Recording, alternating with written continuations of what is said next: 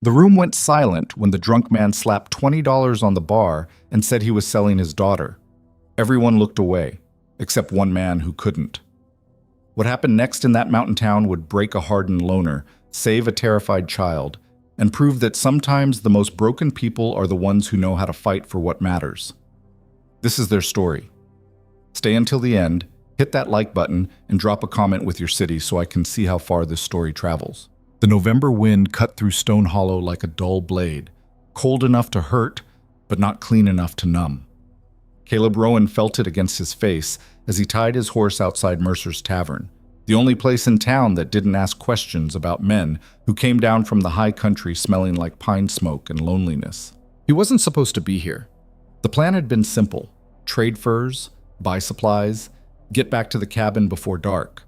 But the trading post had shorted him on the pelts, claimed 2 weren't cured right, which was bullshit, and the sun was already dropping behind the mountains. 1 drink, he told himself, just 1 to take the edge off before the 5-hour climb home. The tavern was nearly empty.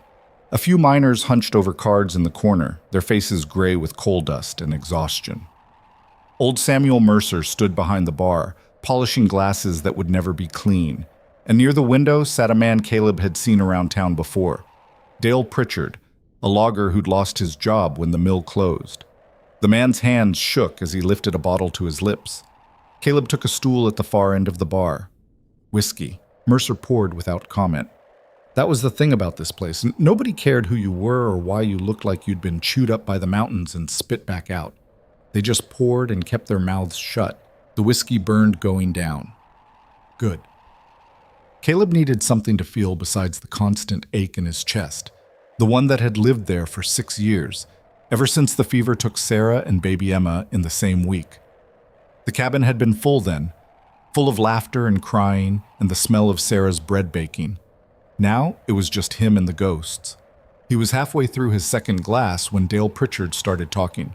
"I'm serious," the man said, his voice thick with drink. "I got nothing left. The house is gone. The bank took it last week."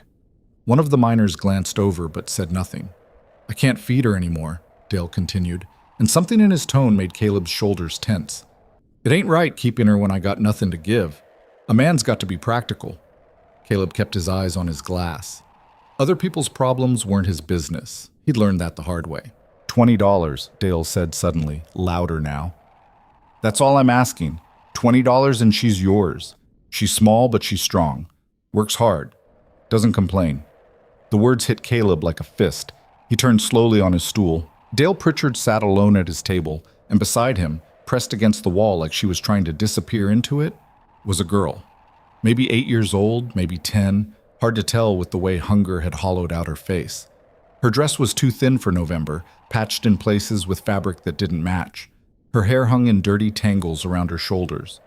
But it was her eyes that stopped Caleb cold, flat and dark, and already knowing things no child should know. $20, Dale said again, this time looking around the room like he was addressing an audience. "Any of you want her? She can cook, clean, whatever you need." The miners looked away. Mercer kept polishing his glass. The whole room held its breath, waiting for this moment to pass so they could pretend it never happened. And Caleb saw his sister. Not the girl, his sister. Ruth, 14 years old, standing in their father's house while their old man counted money from a man in a nice suit. Ruth's hand had been so small in Caleb's. She'd looked at him with eyes that begged him to do something, anything, and he'd stood there, frozen, useless. He was 16 and thought he was a man, but when it mattered, he'd been nothing. He never saw Ruth again after that day. Nobody? Dale's voice cracked. He wasn't a monster, Caleb realized, just a man who'd been broken by circumstances until there was nothing left but desperation. That almost made it worse. "Come on, somebody must need help around their place. She eats like a bird. Won't cost you much to keep." The girl hadn't moved, hadn't made a sound. She just stared at the table in front of her like if she stayed still enough, she might stop existing. Caleb's hands were shaking. The whiskey glass rattled when he set it down. "She's a good girl," Dale said, and there were tears in his voice now. I don't want to do this, but I can't. There's no food. There's nothing left. Someone's got to take care of her and I can't. I just can't anymore." One of the miners stood up, started for the door. "Please," Dale said. The miner kept walking. Caleb watched him go. Watched everyone in that room decide that this wasn't their problem, that they couldn't fix the world's ugliness, that looking away was the same as innocence. He thought about his cabin, 5 hours away. Thought about the silence that waited there. The cold that never quite left even with the fire going. Thought about Sarah's voice. "You're a good man, Caleb Rowan. Don't you forget it." He hadn't been good in a long time. "I'll take her." The words came out before he'd decided to say them. The whole room turned to look at him. This stranger with a scarred face and clothes that smelled like smoke and animal pelts. Dale blinked. "What?"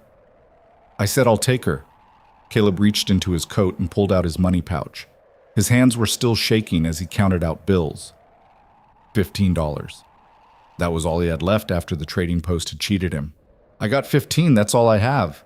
"The price is 20, Dale said, but there was something desperate and relieved in his face. "Then I guess you better decide if you want $15 or nothing at all." The silence stretched. The girl still hadn't looked up. Dale grabbed the money. "She's yours then. Her name's Lila. She'll do what you tell her." He stood up fast like he was afraid Caleb might change his mind. Didn't even look at the girl as he headed for the door. "She's a good worker. You won't regret it." Then he was gone, and Caleb was alone with the child he'd just bought like livestock. Lila lifted her head slowly. Her eyes met Caleb's, and he saw terror there, pure animal terror. She thought she knew what came next. A man buys a girl and then... "No," Caleb said quickly. His voice came out rough. "It's not... That's not what this is." She didn't believe him. Why would she? "Come on," he said, softer now. "Let's get out of here." She didn't move, just kept staring at him with those dark, knowing eyes. Caleb stood up slowly, making sure his movements were careful. Not threatening. He'd gentled enough wild animals to know that sudden moves meant danger. "I'm not going to hurt you, I promise. But we need to leave. It's a long ride to my place, and it gets dark fast this time of year." "Where?" Her voice was barely a whisper. "My cabin, up in the high country." "Why?" It was a fair question. Caleb didn't have a good answer. "Because your father just sold you to a room full of people who pretended not to notice, and I couldn't..." He stopped, started again. "Because I should have done something a long time ago, and I didn't. Maybe this makes up for it a little." She stood up slowly. She was even smaller than he'd thought, barely reaching his chest. The dress hung off her like it belonged to someone else. Probably did. "You got anything you need to bring?" he asked. She shook her head. "Okay then." They walked out together, and Caleb felt every eye in that tavern on his back. Let them look. Let them judge. At least he'd done something. Outside, the cold hit hard. Lila wrapped her thin arms around herself, shivering. Caleb shrugged off his coat and held it out to her. She flinched back. "It's just a coat," he said. "You're going to freeze without it." She took it slowly, like it might bite. It swallowed her whole, the sleeves hanging past her hands, the bottom dragging on the ground. She looked like a child playing dress-up, except there was nothing playful about any of this. Caleb's horse, a big sorrel gelding named Red, stood where he'd left him. The animal nickered softly, impatient to get going. "You ever ride a horse?" Caleb asked. Lila shook her head. "All right, I'm going to lift you up, okay? Just going to put you in the saddle." She went rigid when he touched her, but she didn't fight. He lifted her easily, she weighed almost nothing, and settled her on Red's back. The horse shifted but stayed calm. Caleb swung up behind her. "Hold on to the saddle horn. That's the knob right in front of you. If you feel like you're slipping, tell me." She gripped the horn with both hands, her knuckles white. They rode out of Stone Hollow as the sun touched the mountain peaks. The town disappeared behind them, swallowed by pine trees and distance. The only sounds were the horses' hooves on the rocky trail and the wind moving through the branches. Lila hadn't said a word since they left. An hour passed, then 2. The temperature dropped as they climbed. Caleb felt the girl shivering in front of him, even with his coat wrapped around her. "We'll stop soon," he said. "Let the horse rest. Get some food in you." No response. The trail got steeper. Red picked his way carefully over loose stones and fallen logs. This was no place to be after dark, but they didn't have a choice now. The cabin was still 3 hours away, maybe more with a tired horse. They came to a flat spot where a stream cut across the trail. Caleb dismounted and lifted Lila down. She immediately moved away from him, putting space between them. "Stay where I can see you," he said. "There's bears around here sometimes." He led Red to the stream to drink. The animal was breathing hard, lathered despite the cold. They'd pushed too fast. Caleb pulled jerky and a hunk of bread from his saddlebag, the last of his food until they got to the cabin. "Here," he said, holding it out to Lila. She stared at it. "You need to eat. You eat it. I'm not hungry. Take it." She took the food slowly, like it might disappear if she moved too fast. Then she ate like she hadn't seen food in days. Probably hadn't. Caleb watched her, feeling something twist in his chest. What the hell had he done? He couldn't take care of a kid. He barely took care of himself. What was he going to do when they got to the cabin? Teach her to trap? Show her how to skin rabbits? She should be in school, learning to read, playing with other children, not climbing mountains with a man who'd forgotten how to be human. But he'd made the choice, and unlike with Ruth, he wasn't going to walk it back. "What happened to your mother?" he asked. Lila's jaw tightened. She chewed slowly, not looking at him. "She left 2 years ago. Said she couldn't do it anymore." "Do what?" "Be poor. Be married to him. Be my mother." Her voice was flat. Facts, not feelings. "Dale said she ran off with a railroad man. He started drinking after that. Lost his job. Lost everything. I'm sorry." She looked at him, then really looked at him. "Why'd you buy me?" Caleb sat down on a rock, suddenly tired. "I had a sister once, Ruth. My father sold her when I was 16. I didn't stop him. I should have, but I didn't. What happened to her? I don't know. I never saw her again." He met Lila's eyes. "I'm not going to let that happen to you. Whatever else happens, you're safe, you understand?" She didn't answer, but she didn't look away either. They rode the last 3 hours in darkness. The trail was dangerous at night. One wrong step and Red could break a leg or worse, but Caleb knew this mountain like he knew his own hands. Every switchback, every loose section, every place where the path narrowed to nothing. Lila fell asleep against him somewhere around hour 2. He felt her weight go slack, her head lolling against his chest. He wrapped one arm around her to keep her from falling, and she didn't wake up. The cabin appeared suddenly, a dark shape against darker trees. Caleb had built it himself 7 years ago, when he and Sarah first came up here looking for a fresh start. They'd wanted space. Quiet. A place to raise their daughter away from the noise and dirt of town. The cabin had failed to save them. The fever didn't care about fresh air and clean water. It took them anyway. Caleb dismounted carefully, holding Lila so she wouldn't fall. She woke up when he lifted her down, her eyes wide and confused. "We're here," he said. "This is home." It didn't look like much in the dark, just a small log structure with a sagging porch and a stone chimney. But it was solid, warm, safe. He led Lila inside while Red snorted impatiently outside. The cabin was freezing, the fire long dead. Caleb got Lila settled on the bed in the corner, the same bed where Sarah had died, though he didn't tell her that, and went to work building a fire. The kindling caught quickly. Flames spread, pushing back the darkness. Caleb added bigger logs until the fire was roaring, heat finally starting to fill the small space. When he turned around, Lila was standing in the middle of the room, looking around with an expression he couldn't read. "There's blankets on the bed," he said. "You should sleep. It's late." She didn't move, just kept looking at him with those dark, careful eyes. "What?" he asked. "Where are you going to sleep?" "I got a bedroll. I'll be fine."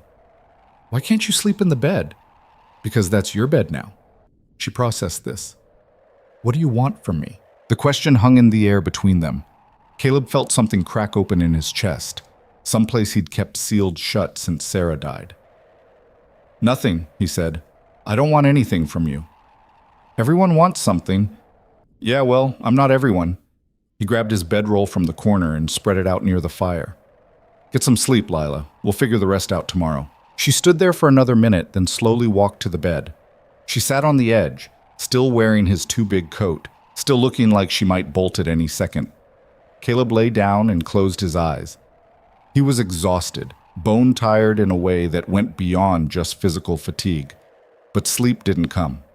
He listened to Lila's breathing across the room, listened to the fire pop and crackle, listened to the wind move through the pines outside. And he thought about choices, about the ones we make and the ones we don't, about his sister Ruth standing in their father's house with her small hand in his, about Sarah whispering in the dark that he was a good man, about a drunk logger in a tavern trying to sell his daughter for $20, about a girl named Lila who'd learned too young that love was just another thing people traded when they ran out of options. He'd brought her here, saved her maybe, or maybe just delayed the inevitable. Either way, she was his responsibility now, his choice. He hoped to hell it was the right one. Across the room, Lila finally lay down. The bed creaked, the blankets rustled, and then, so quietly he almost didn't hear it. "Thank you." Caleb opened his eyes, stared at the ceiling beams he'd cut and placed himself. "Get some sleep, kid." Silence. Then, "My name's Lila." "I know. What's yours?" Caleb Rowan." "Okay." A pause. "Good night, Caleb." "Good night, Lila." The fire burned low. The wind kept moving through the trees.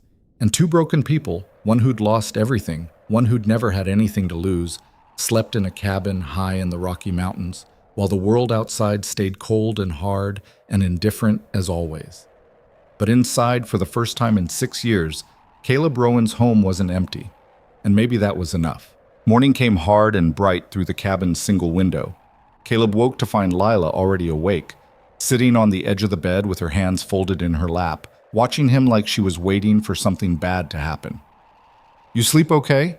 he asked, pushing himself up from the bedroll. His back complained. He wasn't young anymore, and sleeping on the floor reminded him of that fact. She nodded, but didn't speak. The fire had burned down to coals. Caleb fed it fresh wood and got it going again, then pulled on his boots. The morning routine felt strange with someone else here. For 6 years, he'd moved through these tasks alone, building the fire, making coffee, checking the weather. Now there was a small person watching his every move, and he felt clumsy under that scrutiny. "You hungry?" he asked. Another nod. He had dried venison hanging from the rafters, some potatoes in a crate, flour and cornmeal in sealed tins. Not much, but enough. He'd need to hunt soon. Winter was coming fast, and his stores were lower than they should be. He hadn't been planning on feeding 2 people. He put a pot of water on to boil and started slicing potatoes. The knife felt heavy in his hand. He kept thinking about what Lila had asked last night. "What do you want from me?" Like she'd already learned that kindness was just a transaction, that nothing came free. "You know how to cook?" he asked, just to fill the silence. "Some. Dale taught me before." She stopped. "Before everything went bad." "What can you make?" "Beans, cornbread, eggs if we had chickens." She watched him work. "Dale said I burned the bacon too much." "Bacon's supposed to be crispy. Dale was wrong about that." Caleb added the potatoes to the boiling water. "You'll learn more up here. Have to. Can't run to town every time you need something."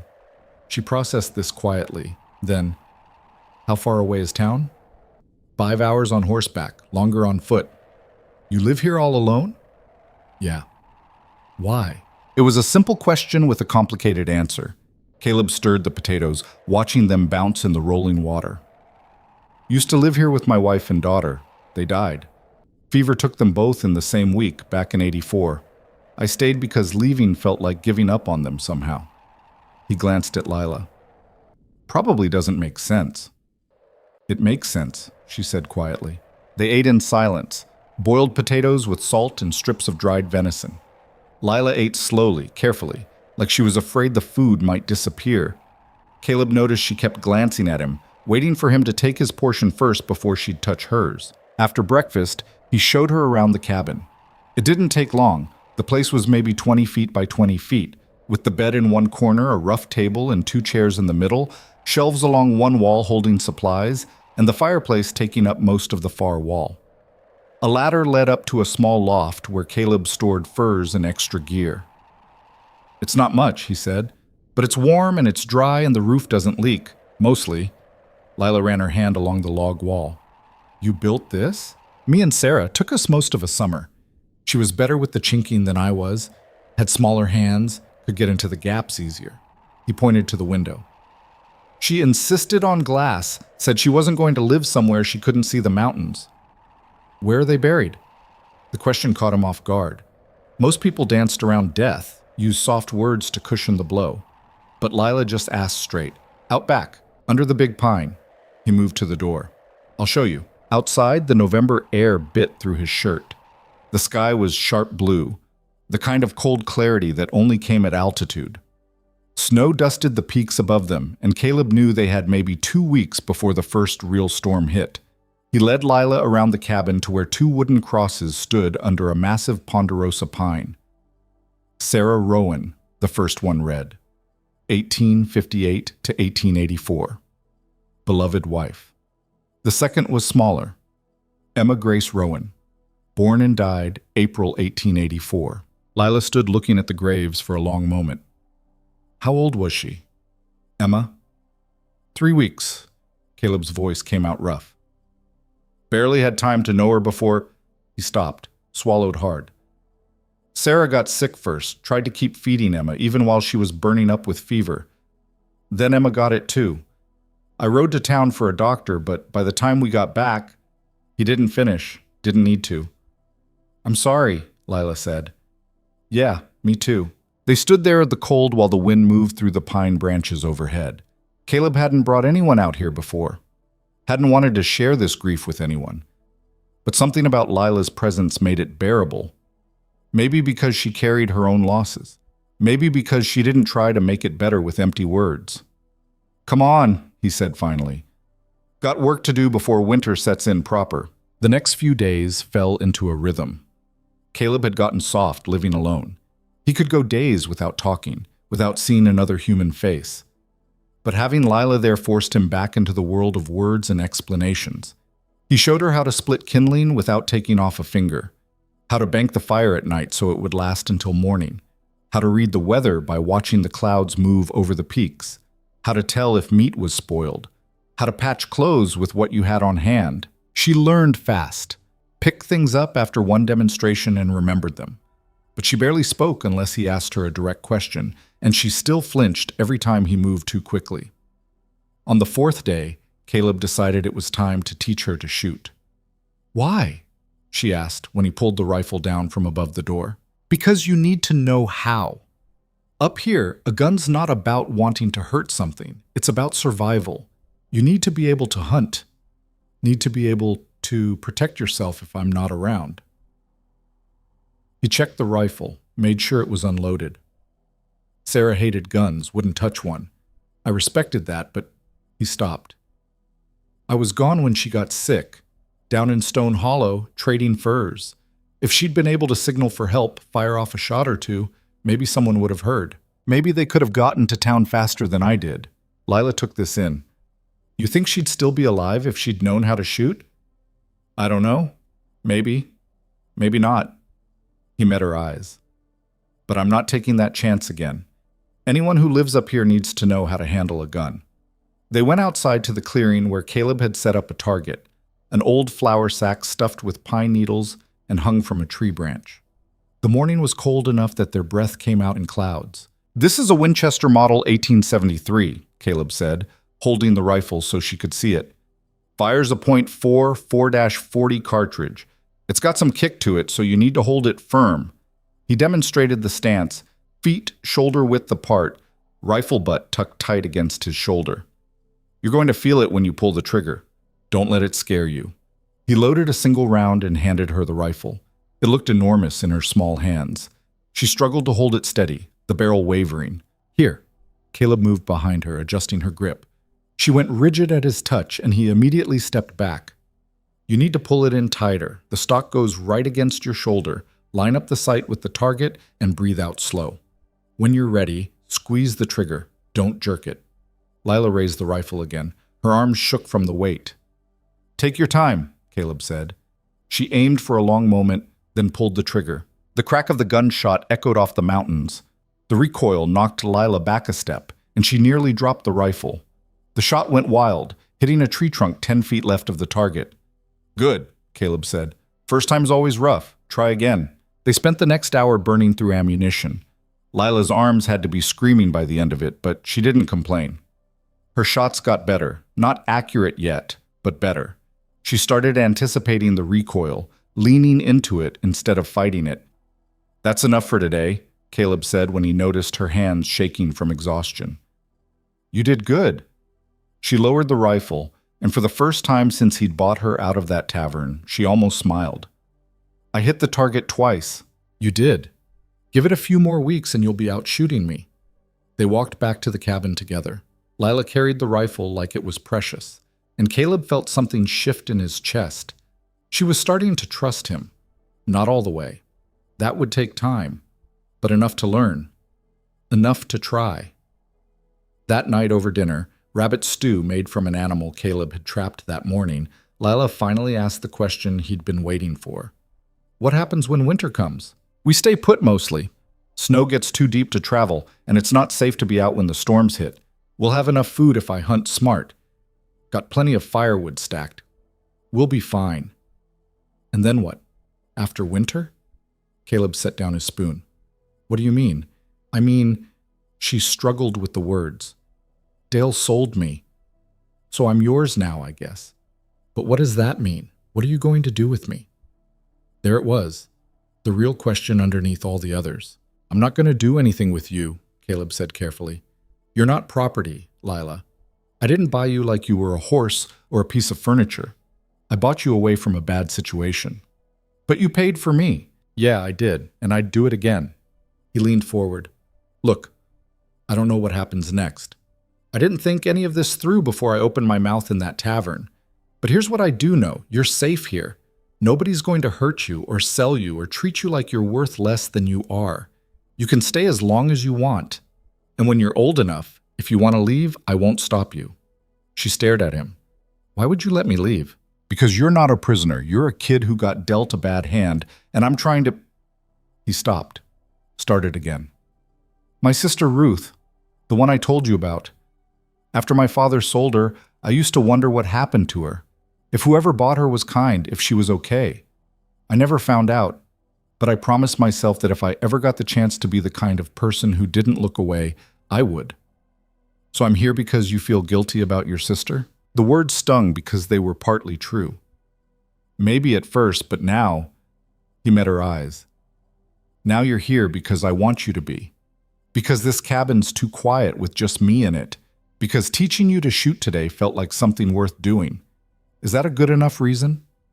Lila was quiet for a long time. Then she said, "Dale used to tell me I was a burden, that I was the reason everything went bad. Dale was wrong." "How do you know?" "Because kids aren't burdens. They're just kids. They didn't ask to be born into whatever mess their parents made." Caleb pushed his bowl away. "Your father's problems weren't your fault. None of it was." She looked like she wanted to believe him but couldn't quite get there. "What if I mess up? What if I can't learn fast enough, or I eat too much food, or—" "Then you mess up. It's not the end of the world." He softened his voice. "Lila, I don't expect you to be perfect. I just expect you to try. That's all." She nodded slowly, and Caleb could see her processing this, trying to fit it into the worldview she'd built where love was conditional and safety was temporary. They were still figuring each other out when the first visitor came. It was late afternoon, 6 days after Caleb had brought Lila home. He was outside splitting wood while Lila practiced her reading inside. She'd found Sarah's old Bible on a shelf and was working through it slowly, sounding out words she didn't know. The Bible was the only book in the cabin, and Caleb wasn't religious, but Sarah had treasured it, and he'd kept it after she died. He heard the horse before he saw it, hoofbeats on the trail, slow and steady. He set down the axe and moved to where his rifle leaned against the cabin wall. The rider came into view a minute later. A woman, maybe 40, wearing a dark coat and sitting side saddle on a gray mare. Caleb recognized her after a moment, Martha Donnelly, who ran the general store in Stone Hollow with her husband. "Mrs. Donnelly," he called out, keeping his hand near the rifle. "Long ride up here." She pulled her horse to a stop 20 feet from the cabin. "Mr. Rowan, I hope I'm not intruding." "Depends on why you're here." Martha dismounted carefully, her eyes scanning the cabin and the clearing around it. "Word's gotten around town about what you did, buying Dale Pritchard's girl. That was my business. People are talking, wondering if it's right, a man living alone with a child that's not his." Caleb felt anger flash hot in his chest. People can talk all they want. Doesn't change anything. I'm not here to judge, Martha said quickly.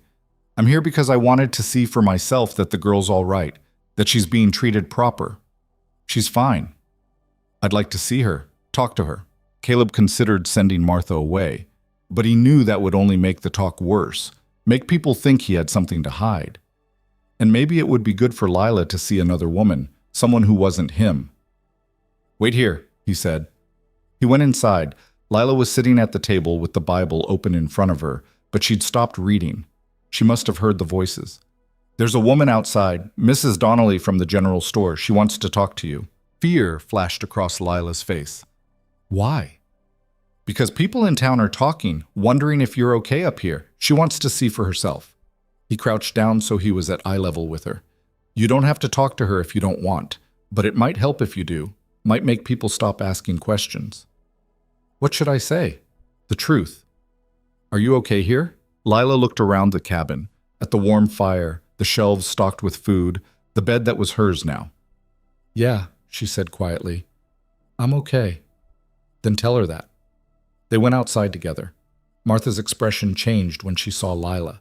The girl was cleaner now than she'd been in the tavern, her hair washed and braided, wearing one of Sarah's old dresses that Caleb had cut down to fit her. She looked like a child instead of a ghost. Hello, dear, Martha said softly. I'm Mrs. Donnelly. Do you remember me from the store? Lila nodded. I heard about what happened, about your father and... Martha glanced at Caleb, then back to Lila. I wanted to make sure you're all right, that Mr. Rowan is treating you well. He is, Lila said. You have enough to eat? A warm place to sleep? Yes, ma'am. Martha moved closer, and Caleb tensed, but she just knelt down so she was at Lila's height. Sweetie, if you're scared or if something's wrong, you can tell me. I can help you. I'm not scared, Lila said, and there was steel in her voice that hadn't been there before. Caleb's teaching me things, how to shoot and cook and survive up here. She paused. He's good to me. Martha studied her for a long moment, then straightened up.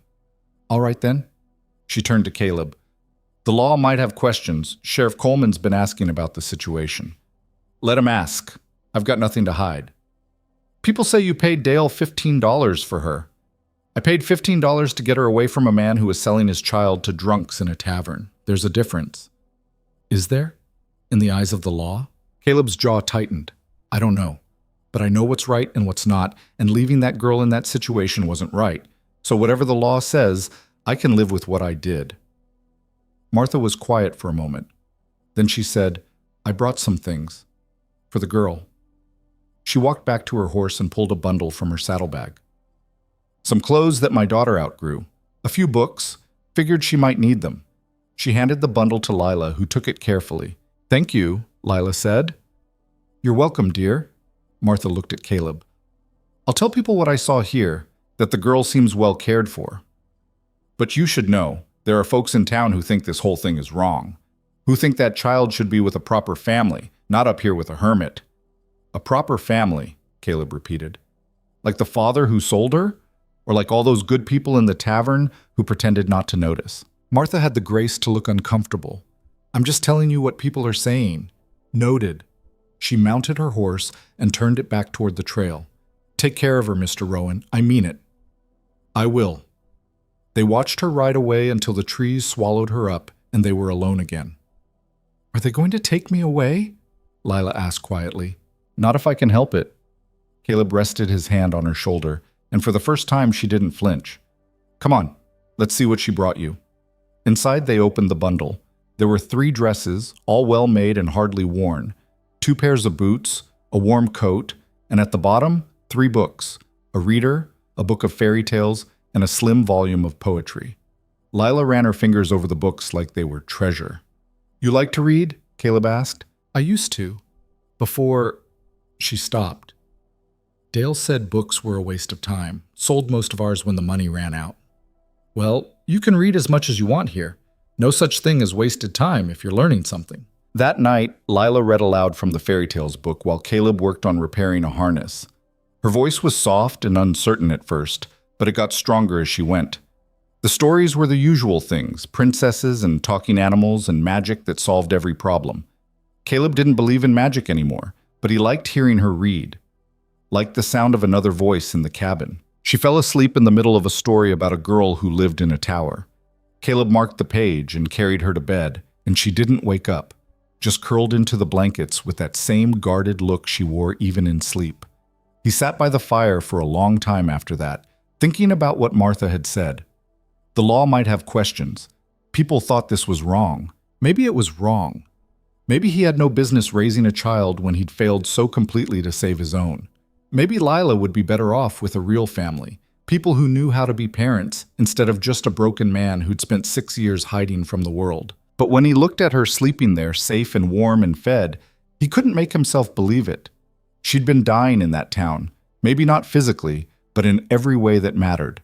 And up here, she was starting to come alive again. That had to count for something. The days got shorter and colder.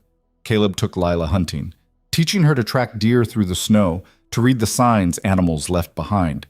She was small and quiet, and could move through the woods like a ghost when she wanted to. They got a big buck one morning, Lila's shot that brought it down after Caleb had tracked it for 2 hours. She'd been so proud she'd actually laughed, and the sound had hit Caleb like a physical thing. He taught her to dress the kill, even though she turned green halfway through.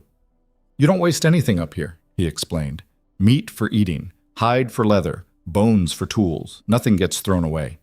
She learned to set snares for rabbits, to ice fish in the stream when it froze over, to tell poisonous plants from safe ones, to navigate by the stars. And slowly, bit by bit, she started talking. Not a lot. She was still guarded, still waiting for the other shoe to drop.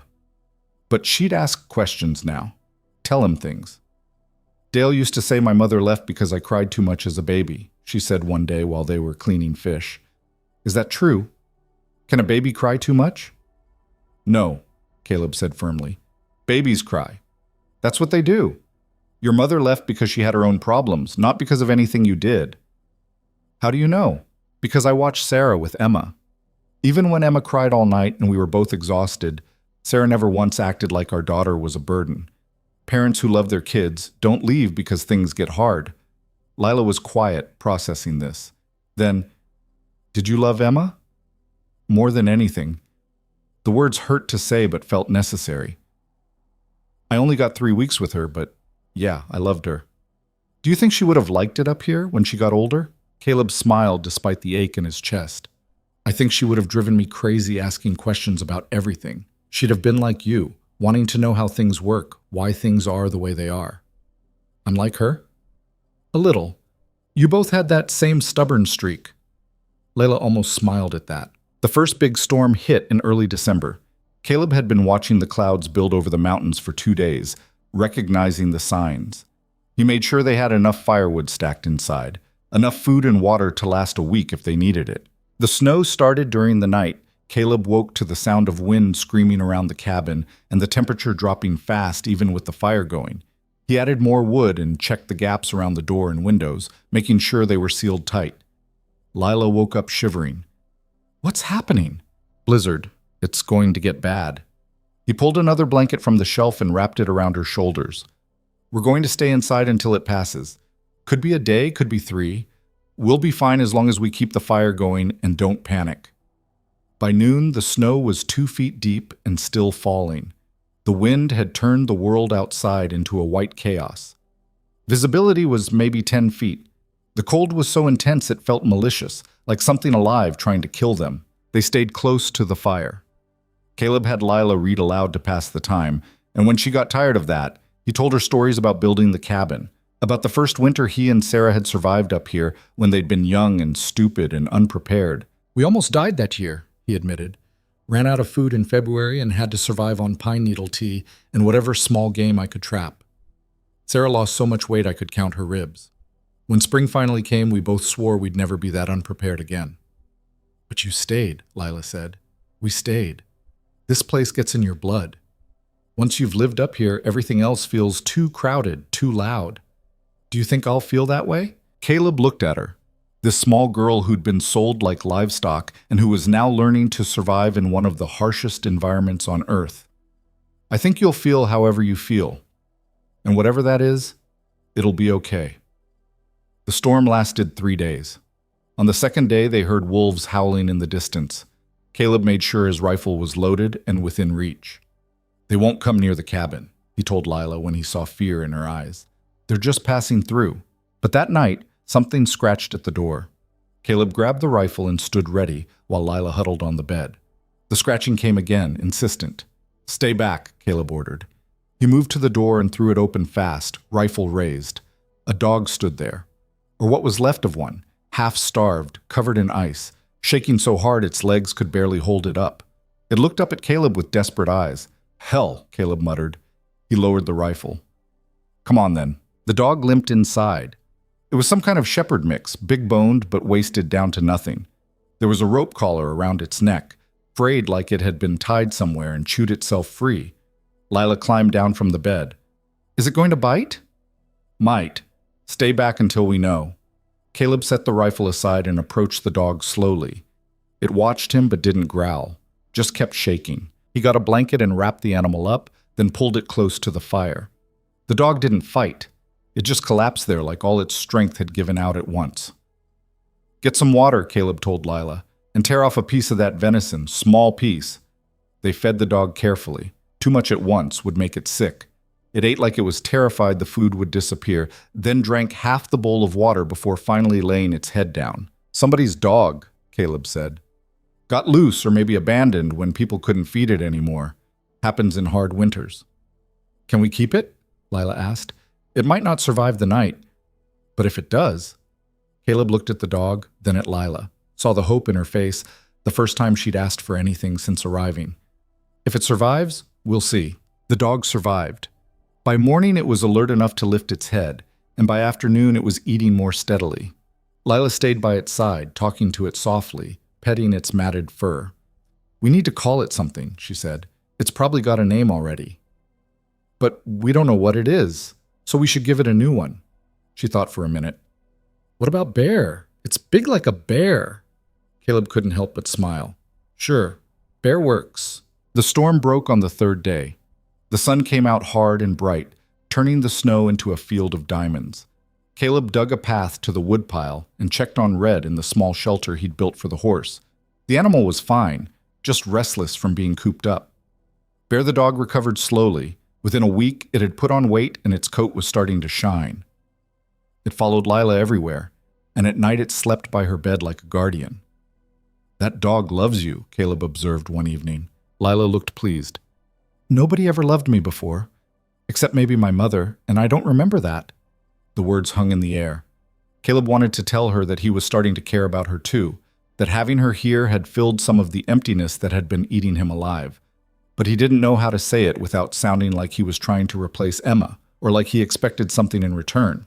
So instead he just said, "Well, you got Bear now, and he's not going anywhere." Lila smiled, a real smile this time, not the half thing she usually offered. "Yeah, I got Bear." Christmas came and went without much fanfare. Caleb didn't celebrate holidays anymore. They just reminded him of what he'd lost. But he made a special dinner for Lila anyway, using the last of his sugar to make something close to cake. It wasn't much, but her face lit up when she tasted it. "Dale never did Christmas," she said. "Not after Mother left." "Well, we're doing it now," Caleb said. "From now on." The words felt like a promise, like he was committing to something bigger than just keeping her safe through the winter. Like he was saying she belonged here, with him, for as long as she wanted. And judging by the way Lila looked at him, with something that might have been trust starting to bloom behind the fear, she understood what he meant. The new year came. The snow kept falling. And in a cabin high in the Rocky Mountains, a broken man and a damaged girl and a half-wild dog built something that almost felt like family. January brought a cold so brutal it felt personal, the kind that crept through every crack in the cabin walls and made breathing hurt. Caleb woke one morning to find ice crystals on the inside of the window, and Lila huddled under every blanket they owned, still shivering. "Fire's dying," she said through chattering teeth. Caleb cursed himself. He'd let it burn too low during the night, trying to conserve wood. Stupid. He fed the flames until they roared back to life, then checked their wood supply. They had maybe 3 days left if they were careful. 4 weeks of winter still ahead, maybe more. "I need to cut more," he said. "Can't wait for it to warm up." Lila sat up, wrapped in blankets like a small ghost. I'll help. Too cold. You stay inside with Bear. You can't do it alone. You said so yourself. 2 people work faster than 1. She was right, but the thought of taking her out in this weather made his stomach knot. Still, they didn't have a choice. They needed wood or they'd freeze. All right, but you do exactly what I say. The second you can't feel your fingers or toes, you tell me. Frostbite's nothing to mess with. They bundled up in every piece of clothing they owned and went out into air so cold it burned. The snow crunched under their boots, frozen solid. Caleb led the way to a stand of dead pines he'd marked earlier in the season.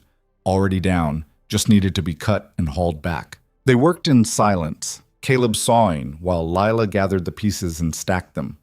Bear stayed close, his breath coming out in clouds. The cold was vicious, working through their gloves and coats like they weren't even there. After an hour, Lila's lips had gone blue. Inside, Caleb ordered. Now! We're not done. I said inside, you're freezing. She wanted to argue but couldn't make her jaw work right. Caleb walked her back to the cabin, got her by the fire, rubbed warmth back into her hands. Her fingers were white at the tips, close to frostbite, but not quite there. You stay here, he said. I'll finish. It took him 3 more hours to cut enough wood to last another week. By the time he dragged the last load back to the cabin, his hands were numb, and his lungs felt raw from breathing frozen air. But they had wood. They'd survive another week. That night, huddled close to the fire with Lila reading aloud and Bear snoring at their feet, Caleb felt the weight of what he'd taken on. Keeping them alive up here was a constant battle. Against the cold, against hunger, against 100 things that could go wrong. One mistake and they'd die. Simple as that. You okay? Lila asked, looking up from her book. Yeah, just tired. You're thinking too loud. He almost smiled at that. How do you know what I'm thinking? Your face gets all tight when you're worried, like you're trying to solve a problem that doesn't have an answer. She closed the book. Are we going to be okay? Yeah, Caleb said, and he meant it. We're going to be fine. Just got to be smart and careful and not take stupid risks. Like going out in the cold to cut wood? That wasn't stupid. That was necessary. There's a difference. He poked at the fire, sending sparks up. Your father, Dale, did he ever talk to you about why things are the way they are? About how to survive when everything's going wrong? Lila shook her head. He just got drunk and blamed everyone else. Said it was the mill's fault, the bank's fault, my mother's fault, never his. Some people are like that. Can't face their own failures, so they throw them on everyone around them. Caleb met her eyes. You're not responsible for what happened to him, Lila. You know that, right? She looked away. He said I was. Said if I'd been a boy, things would have been different. Said I cost too much to keep. The anger that flashed through Caleb was hot and immediate. Your father was weak. He took his pain and his failures, and he put them on a child who couldn't defend herself. That's not your fault. That's his. But what if he was right? What if I am too much trouble? You're not. Caleb said it firm enough that she looked back at him. You work hard. You learn fast. You don't complain even when things are hard. Any parent would be lucky to have you. Then why didn't he want me? The question cut deep. Caleb didn't have a good answer. Didn't understand how any parent could look at their child and see a burden instead of a gift. He'd only had 3 weeks with Emma before she died, but he would have given anything for more time. The idea of throwing that away was incomprehensible. I don't know, he said finally. Some people are just broken in ways that make them hurt the people who love them. It's not about you being worth loving, it's about him not knowing how. Lila absorbed this quietly. Then she said something that nearly stopped Caleb's heart. Do you know how? To love someone? The cabin was silent except for the fire crackling. Caleb thought about Sarah, about the way she'd smiled at him in the mornings, about Emma's tiny hand wrapped around his finger, about the 6 years since he'd lost them, living up here like he was already dead. I used to, he said. Not sure if I remember anymore. I think you do, Lila said. You just forgot what it feels like. Maybe. She went back to her book, but Caleb sat there thinking about her words long after she'd fallen asleep, wondering if she was right, wondering if he'd let grief turn him into something hard and closed off, too afraid of being hurt again to let anyone close. The next morning brought trouble. Caleb was outside checking the snares when he heard horses. 2 of them, coming up the trail fast. He grabbed his rifle and moved to where he could see the clearing. Sheriff Coleman rode into view first, a big man with a gray beard and hard eyes. Behind him came a younger man Caleb didn't recognize, wearing a deputy's badge. Caleb stepped out where they could see him, rifle held casual but ready. "Sheriff?" "Rowan."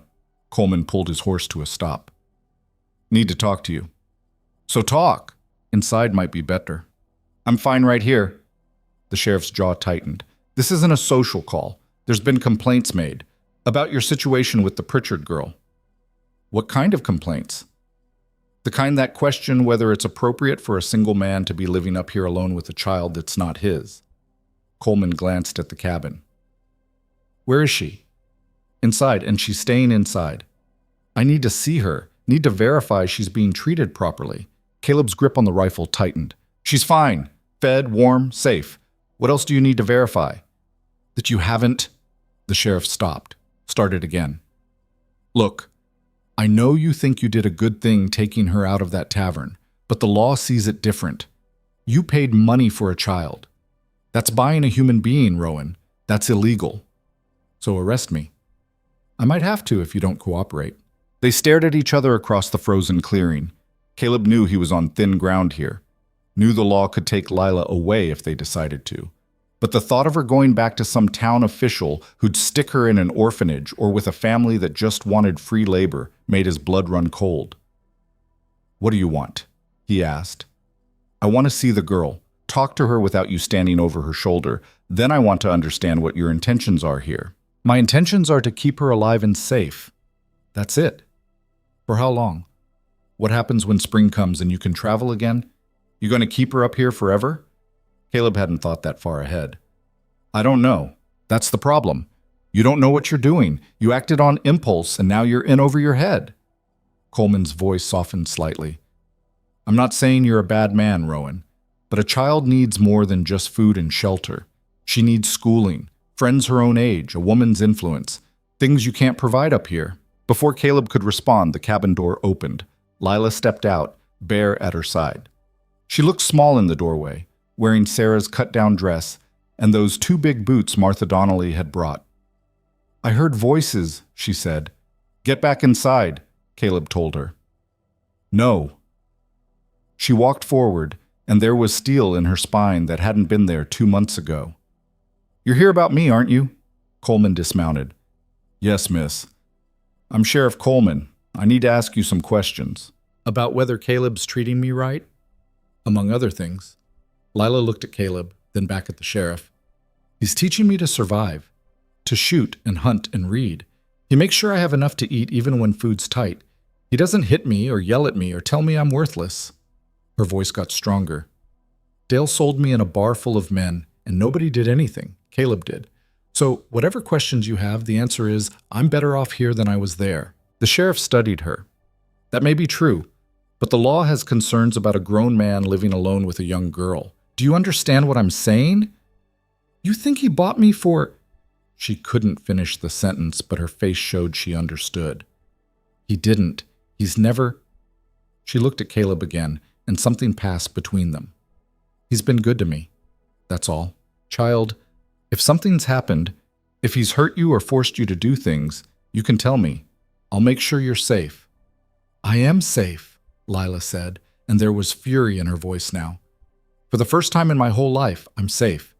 And you want to take that away because it doesn't look right to people in town who didn't care when my father was selling me?" Coleman had the grace to look uncomfortable. "It's not that simple." "It is that simple. You either believe me or you don't." The sheriff looked at his deputy, then back at Lila. "I need you to understand something. The law exists to protect children. Even if you say you're fine, I have a duty to make sure that's true." "So what are you going to do? Take me back to Stone Hollow? Give me to some family that wants free labor? Stick me in an orphanage?" Lila's hands were shaking, but her voice stayed steady. "I know what happens to girls like me. I'm not stupid. At least here I have a chance." Caleb wanted to step in, to protect her from this conversation, but he could see she needed to fight this battle herself. So he stayed silent, rifle still in his hands, and let her speak. "Mr. Rowan," Coleman said, turning to Caleb, "is what she's saying true?" You planning to keep her here? Raise her? Caleb looked at Lila, this fierce, damaged girl who'd somehow become his responsibility, and maybe something more. Yeah, he said. If she wants to stay, she can stay. And if I say that's not acceptable, then I guess we have a problem. The standoff stretched. The deputy's hand moved toward his gun, but Coleman held up a hand to stop him. I could take her right now, the sheriff said. I have the authority. You could try, Caleb said quietly. Coleman's eyes narrowed. You'd fight the law over this? I'd fight anyone who tried to hurt her, law or otherwise. For a long moment, nobody moved. Then Coleman sighed, heavy and tired. I'm not looking for a fight, Rowan, but this situation can't continue the way it is. You understand that? What are my options? You could apply to become her legal guardian. It would require going before a judge, proving you can provide for her, showing that she's better off with you than in county care. He paused. It's not a guarantee. Judge might say no, but it's the legal way to do this. Caleb processed this. And until then? Until then, I'm going to tell people in town what I saw here, that the girl appears healthy and well cared for. That might buy you some time. Coleman mounted his horse. But Rowan, if I hear anything that makes me think she's not safe, I'll be back. And next time, I won't be asking permission. He rode away, the deputy following. They disappeared into the trees and the clearing went quiet again. Lila was shaking, not from cold, but from the aftermath of fear and fury. Caleb set down his rifle and moved to her. You okay? Did I mess it up? Did I say the wrong things? No. You said exactly what needed saying. He put his hand on her shoulder. You were brave. I was scared. Being brave means doing the thing even when you're scared. That's what you did. He guided her back toward the cabin.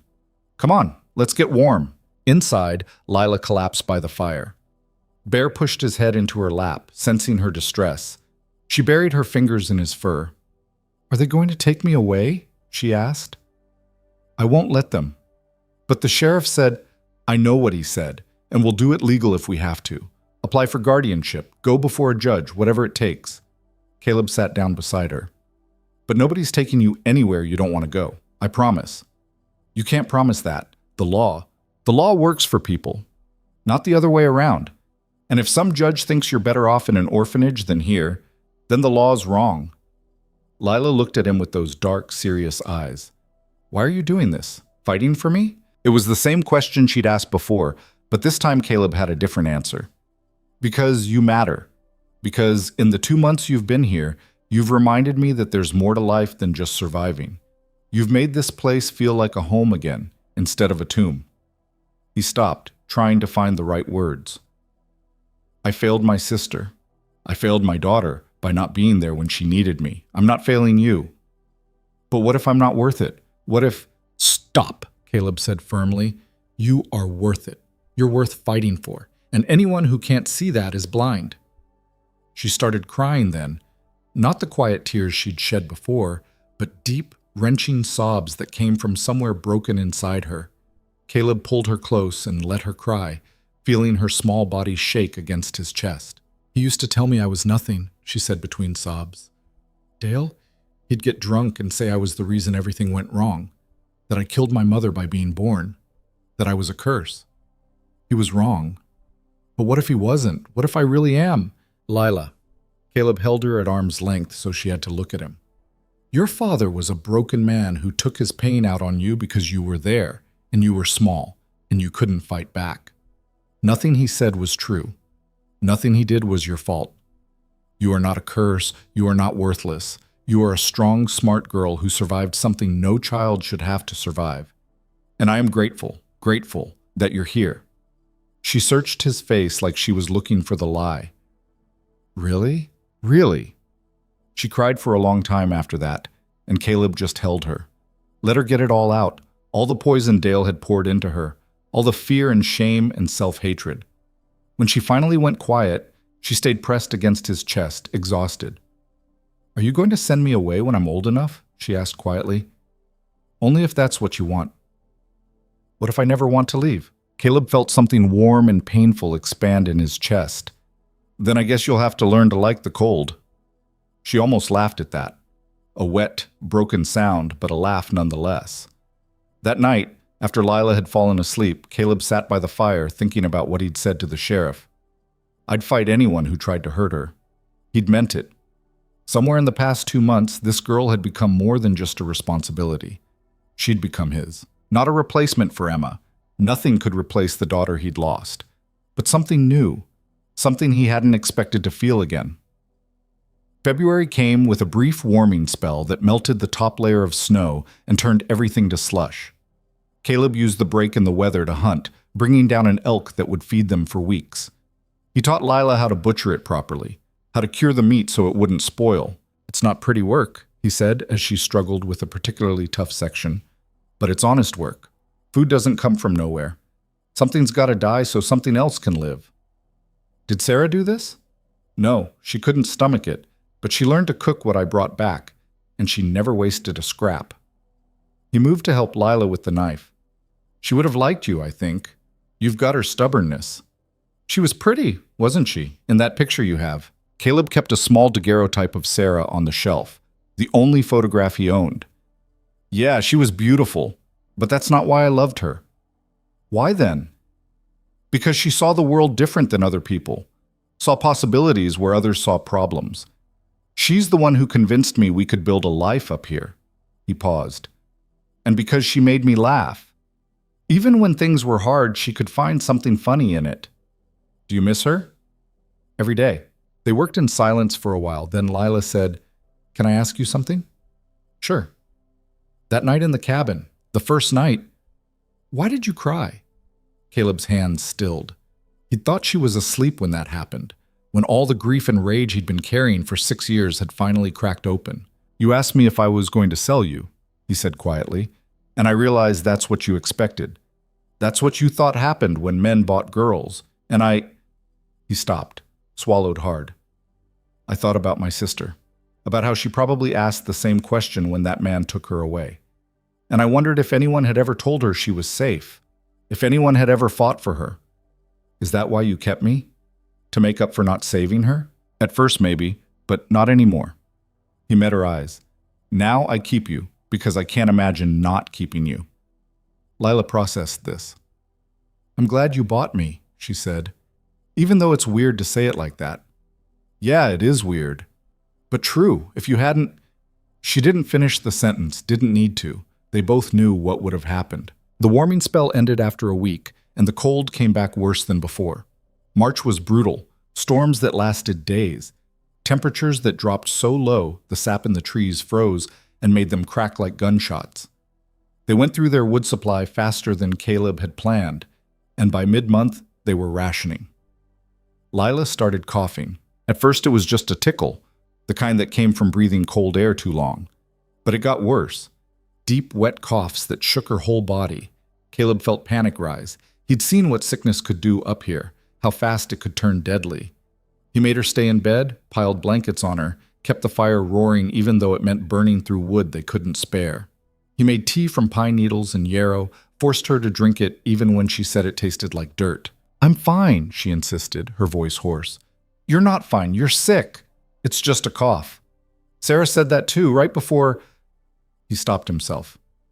You're staying in bed until this passes. But it didn't pass. It got worse. By the 4th day, Lila was burning with fever, her skin hot and dry. She couldn't keep food down, could barely stay awake. Caleb faced a choice. Stay in the cabin and hope she got better, or risk the 5-hour ride to Stone Hollow in the middle of winter to get help. He looked at the girl lying in the bed where his wife had died, looked at her flushed face and the way her breathing had gone shallow, and he made his decision. Bear, he said to the dog, you stay with her. Keep her warm. He bundled up, saddled Red, and rode out into the worst weather he'd seen in years. The wind cut like knives. The snow was so thick he could barely see 10 feet ahead, but he pushed the horse hard, following the trail by memory more than sight. He made it to town in 4 hours, faster than he should have been able to in those conditions. Found Doc Morrison's house and pounded on the door until the old man answered. She's sick, Caleb said without preamble. Fever, cough, can't keep food down. I need medicine. Morrison looked at him like he'd lost his mind. In this weather, Rowan, you're lucky you didn't die getting here. I don't care about the weather. I need medicine for Lila. The doctor sighed and went to gather supplies. He came back with a bag full of bottles and packets. Willow bark for the fever, this powder for the cough, mix it with warm water. If she's not eating, get broth in her any way you can. He paused. You sure you can make it back? I have to. Then take this too. Morrison handed him a small bottle. Laudanum, if the pain gets bad. But be careful with it. Too much and it'll put her to sleep permanent. Caleb rode back into the storm. The return trip was worse. Red was tired and the wind had shifted, blowing directly in their faces. Twice they had to stop because the horse couldn't see the trail. But Caleb pushed on, driven by the image of Lila lying alone in that cabin, getting sicker while he was gone. He made it back just after dark, stumbled inside to find Bear lying across Lila's chest and the girl barely conscious. I'm here, he said, moving to her side. I got medicine. He mixed the powder Morrison had given him and lifted her head to help her drink. She swallowed reflexively, coughed, tried to push the cup away. Come on, Caleb urged. Just a little more. It took an hour to get the full dose in her. Then he gave her the willow bark tea and sat beside the bed, watching her breathe. That night was the longest of Caleb's life. Lila's fever spiked and she started talking to people who weren't there, calling for her mother, crying about Dale, saying things that didn't make sense. Caleb kept cool cloths on her forehead and forced more medicine into her when he could. Somewhere around midnight, she opened her eyes and looked right at him. Are you going to sell me too? She asked. The question hit him like a fist. The same words from that first night, but now she was delirious with fever, trapped in some nightmare version of the past. No, he said, his voice breaking. Never. You're safe, Lila. I promise you're safe. Everyone leaves, she whispered. Everyone sells or leaves or dies. I'm not leaving. He grabbed her hand, held it tight. I'm right here. I'm not going anywhere. She closed her eyes again, and Caleb sat there holding her hand, feeling her pulse flutter against his palm. And he realized something that should have been obvious from the start. He loved this girl. Not the way he'd loved Emma. This was different, built on choice and survival and shared loneliness. But it was love nonetheless. And the thought of losing her terrified him more than anything had in 6 years. Don't you die on me, he said into the darkness. You hear me, Lila.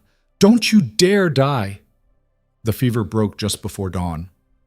Caleb watched the color come back to her face, watched her breathing even out and deepen.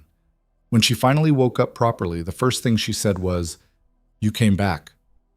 Of course I came back. I thought, she coughed weakly. I thought maybe you'd leave me here. Caleb felt tears on his face and didn't bother wiping them away. I will never leave you. Not ever. You understand me? She nodded, too weak to speak. He held her then, this small broken girl who'd somehow put him back together. Held her while the sun came up and turned the snow outside to gold. And he made a promise to himself and to her and to whatever forces governed the universe. Nobody would ever hurt her again. Not while he was alive to stop it. When Lila was strong enough to sit up, she looked at him with those serious dark eyes and said, Thank you for saving me. You saved me first, Caleb said. And it was true, she had. Lila's recovery was slow. For days she could barely walk from the bed to the fire without getting dizzy. Caleb made her rest, brought her broth and tea, changed the damp cloths on her forehead when the fever tried to come back. Bear never left her side, and sometimes Caleb would wake in the night to find the dog pressed against her, keeping watch. By the time she could stand without swaying, March was bleeding into April, and the worst of winter was finally breaking.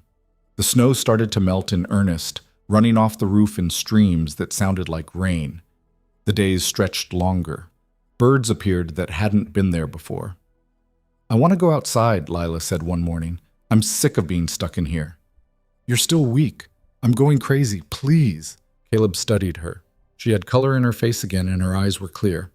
All right, but just to the porch, and if you start feeling bad, you tell me immediately.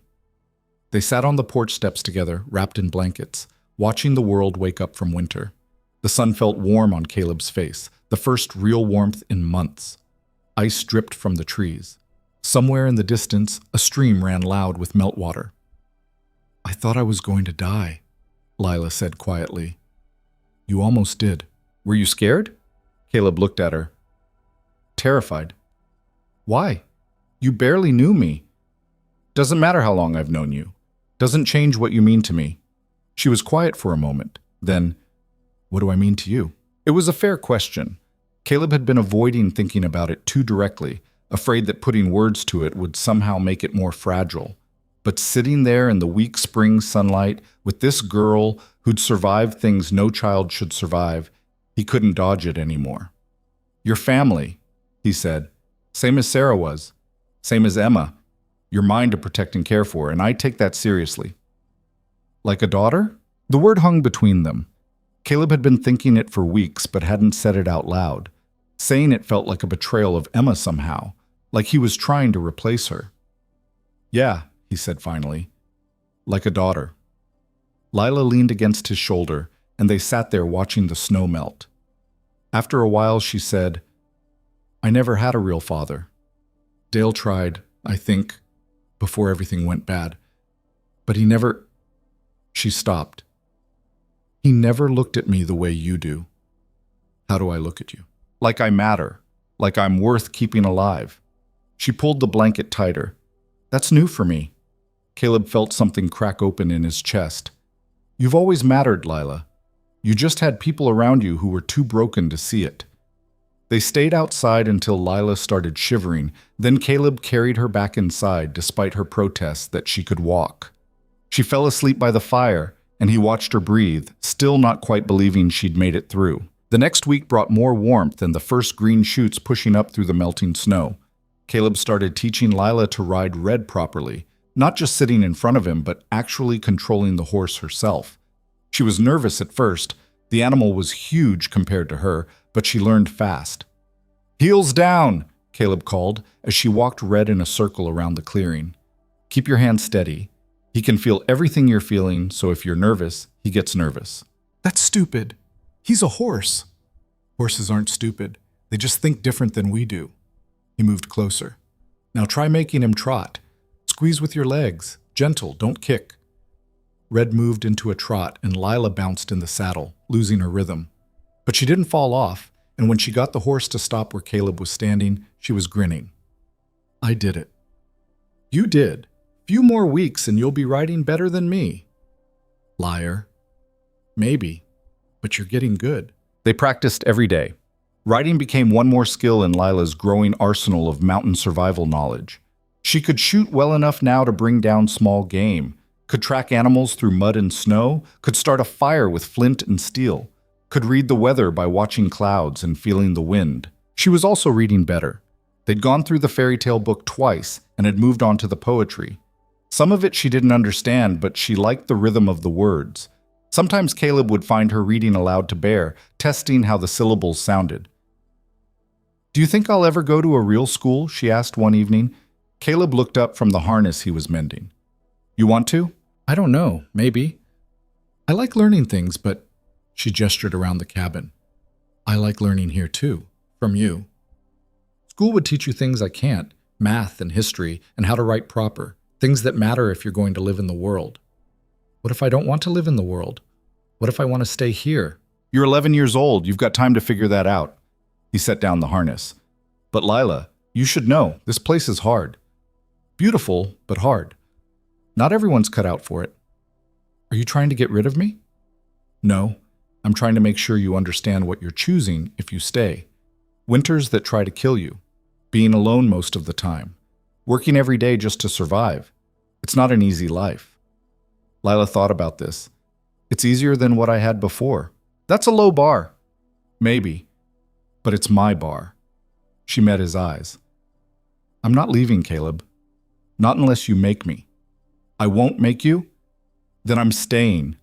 April turned to May, and with it came the real spring, wildflowers exploding across the meadows, trees budding green, the world suddenly loud with birdsong and running water. Caleb took Lila fishing in the stream that ran behind the cabin, teaching her to read the current, and guess where the trout would be hiding. There, he said, pointing to a spot where the water eddied behind a rock. See how it's calmer there. Fish like that. Less work to stay in place. Lila cast her line, she'd gotten good at it, and waited. The sun was warm on their backs. After the brutal winter, this felt like a gift. "Caleb," she said after a while, "can I ask you something?" "Sure." "That day the sheriff came, you said you'd fight anyone who tried to hurt me. Did you mean that?" "Yes. Even if it meant going to jail? Or getting killed?" Caleb reeled in his line and cast again. "Yeah, even then." "Why?" "Because some things are worth fighting for. You're one of them." She absorbed this quietly. Then, "No one ever fought for me before, except you." "Well, you're stuck with me now." She almost smiled at that. Then her line jerked, and she scrambled to reel it in, fighting against a fish that was stronger than she expected. Caleb talked her through it. "Keep the tip up. Don't reel too fast. Let it tire itself out." When she finally hauled the trout onto the bank, it was bigger than her forearm. "I got it!"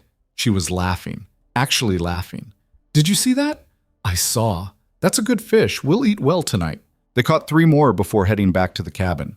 Lila insisted on cleaning them herself, even though the work was messy, and she complained about the smell. Caleb watched her work and felt something warm settle in his chest. This was what normal looked like. This was what he'd been missing. That night they ate fried trout with wild greens Lila had learned to identify, and she talked about maybe building a proper chicken coop so they could have eggs. Planning for a future that included both of them, acting like this was permanent.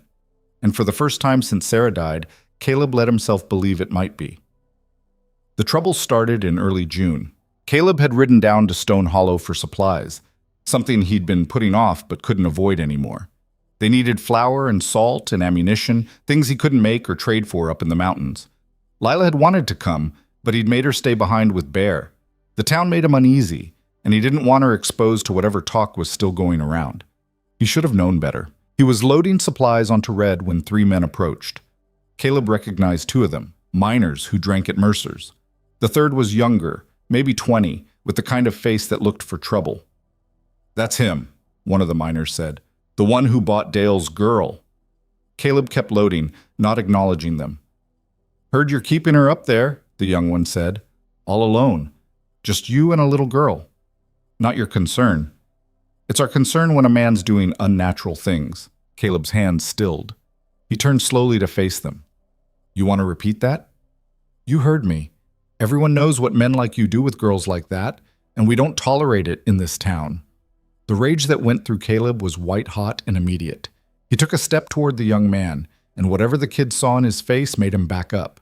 "You don't know a damn thing about what happens in my cabin," Caleb said, his voice deadly quiet. "And if you're smart, you'll keep your mouth shut about things you don't understand." "We understand plenty," one of the miners said. "You paid money for a child. That makes her your property. And men don't keep female property around unless—" Caleb's fist connected with the miner's jaw before he could finish. The man went down hard, and suddenly the other 2 were on Caleb, fists flying.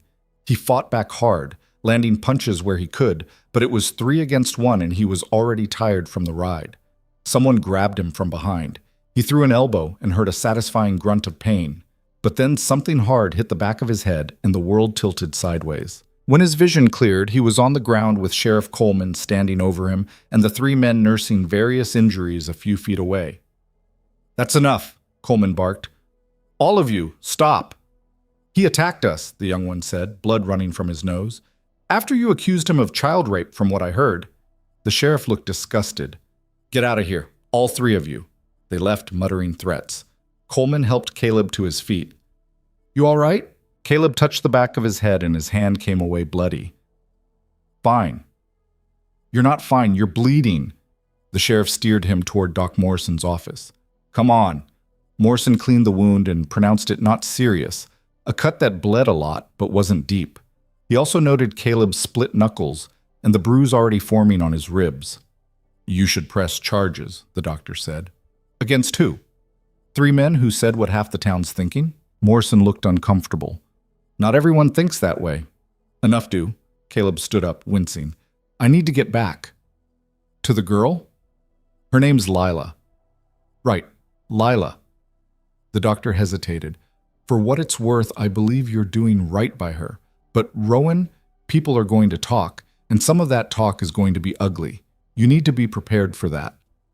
"I am prepared. I just don't have to like it." He finished loading his supplies and rode out of town with his head throbbing and his anger simmering just below the surface. The accusation kept replaying in his mind. Unnatural things, like the only reason a man would help a child was to hurt her. By the time he reached the cabin, he was exhausted and furious and just wanted to forget the whole trip. Lila took one look at him and knew something was wrong. What happened? Nothing, just some trouble in town. You're bleeding. It's fine. She grabbed his arm before he could walk past her. Caleb, what happened? He told her. Watched her face go hard as he explained what the men had said, what they'd accused him of. They think you're... She couldn't finish the sentence. That's not true. You've never... I know it's not true. You know it's not true. But they don't care about truth. They care about what looks wrong. Lila's jaw tightened. So what do? We do what Sheriff Coleman suggested months ago. We go before a judge and make this legal. Apply for guardianship. Show them there's nothing wrong happening here. And if the judge says no, Caleb had been trying not to think about that possibility. Then we figure something else out. They spent the next week preparing. Caleb wrote out his petition in careful letters, explaining why he should be made Lila's legal guardian. Lila practiced what she'd say if the judge asked her questions. They both knew this was a gamble. Judges could be unpredictable, and there was no guarantee the law would see things their way.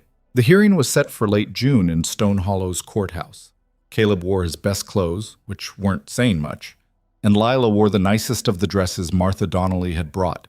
They rode down together in nervous silence. The courthouse was a small wooden building that smelled like old paper and tobacco. Judge Hendricks was a thin man with wire-rimmed glasses and a severe expression. Sheriff Coleman was there, along with a court clerk and a handful of townspeople who'd come to watch. Martha Donnelly sat in the back row.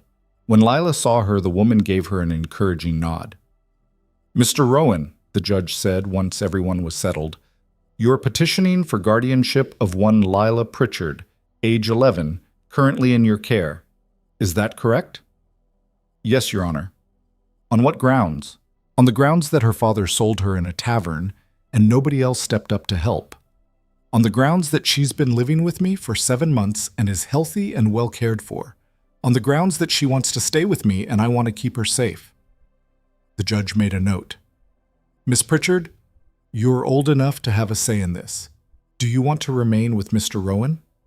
Lila stood up. Yes, sir. Why? Because he's good to me. He teaches me things. He makes sure I have enough food and warm clothes. He doesn't hit me or yell at me or treat me like I'm worthless. Her voice got stronger. Before Caleb, I thought I was going to die. Either my father would drink himself to death and I'd starve, or someone would buy me who'd hurt me worse. Caleb saved my life, and She stopped, swallowed. I want to stay with him. He's my family now. The judge studied her for a long moment. Has Mr. Rowan ever touched you inappropriately or made you do things you didn't want to do? No, sir. Never. Not once? Not once. Hendricks turned to Caleb. You live alone in the mountains, 5 hours from town. What happens if the girl gets sick, if there's an emergency? I ride to town and get help. I did it in March when she had fever. Doc Morrison can confirm that. Morrison, sitting in the front row, nodded. It's true. He rode through a blizzard to get medicine for her. And what about her education? The judge pressed. She should be in school, learning to read and write in cipher. She can read already and write. I'm teaching her math when I can, but I'll admit that's not my strong suit. Caleb straightened. If you want to make school attendance a condition of guardianship, I'll bring her to town every day during the school year. It'll be hard, but I'll do it. You'd ride 5 hours each way, every day? If that's what it takes. The judge made another note. Then he called Sheriff Coleman to testify. The sheriff confirmed that he'd visited the cabin, that Lila appeared well cared for, that he had no evidence of wrongdoing. Then one of the men from the fight stood up. Your Honor, I got something to say. Mr. Patterson, the judge said wearily, unless you have direct knowledge of abuse or neglect, sit down. I got knowledge of what's natural and what ain't. And a man living alone with a girl child ain't natural. Your opinion on what's natural is noted and disregarded. Sit down. Patterson sat, glaring at Caleb. The hearing lasted 2 hours.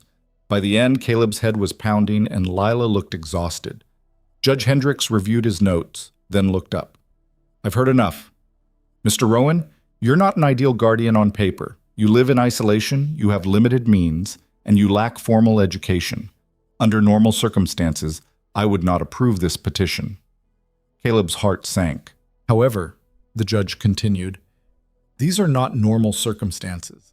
Miss Pritchard was failed by her father and by this community. You stepped in when no one else would, and from what I can see, you've done right by her. He paused. I'm granting guardianship with conditions. First, Miss Pritchard must attend school during the academic year. I don't care if you have to build a cabin in town to make that happen. She needs proper education. Second, you will bring her to town once a month for Sheriff Coleman to verify her well-being. Third, if at any point I receive credible evidence of abuse or neglect, this guardianship will be terminated immediately and you will face criminal charges. Do you understand these terms? Yes, Your Honor. Miss Pritchard, do you understand? Yes, sir. Then it's settled. Mr. Rowan, you are now the legal guardian of Lila Pritchard. Don't make me regret this decision. The gavel came down, and suddenly it was official. Lila was his, not just in practice, but in law.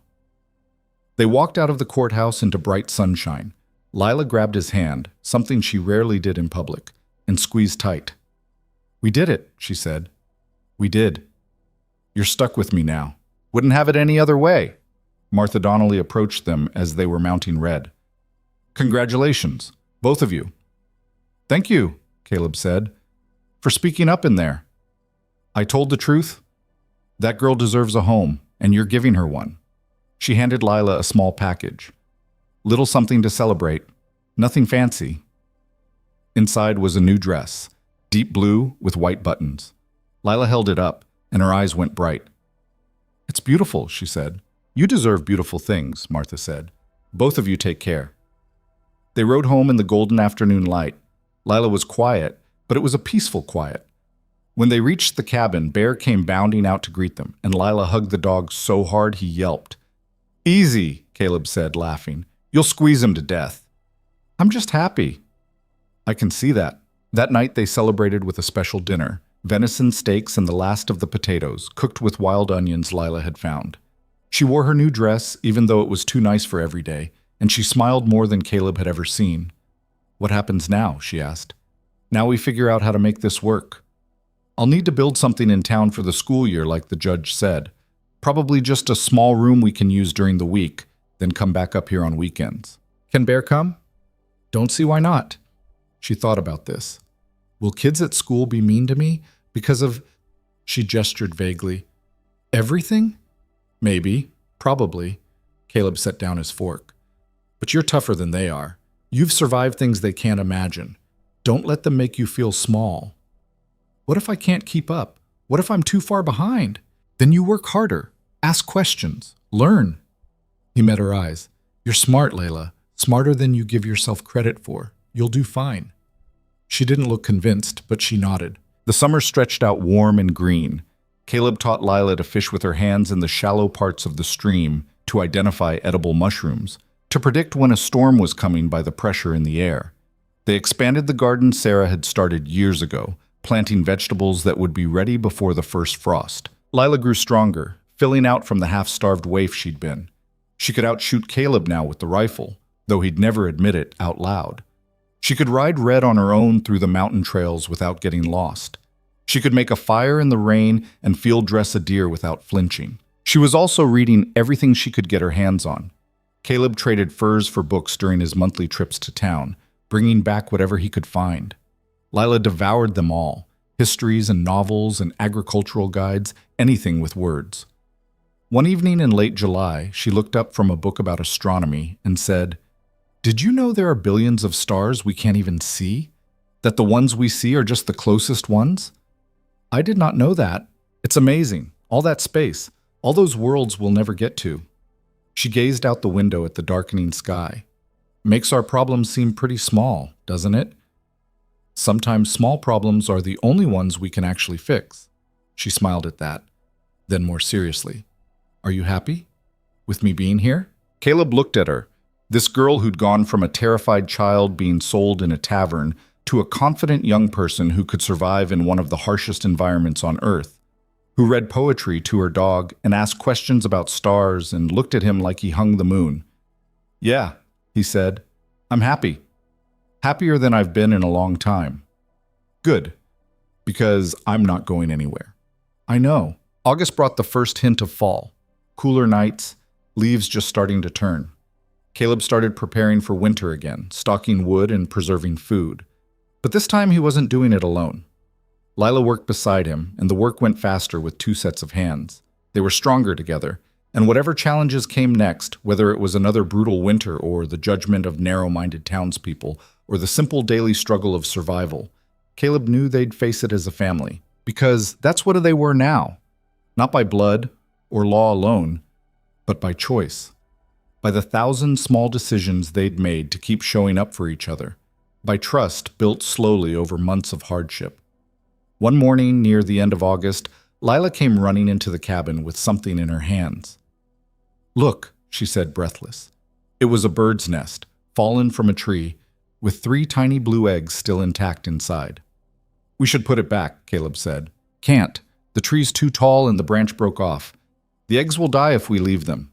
She looked up at him with those dark, serious eyes. "Can we try to save them?" Caleb knew the odds weren't good, knew that interfering with nature usually ended badly, but he also knew that sometimes you had to try anyway, even when success wasn't guaranteed. "All right," he said. "We'll try." They built a makeshift incubator near the fire and took turns watching the eggs, keeping them warm. Lila read everything she could find about birds and their development. Against all odds, one of the eggs hatched 3 weeks later.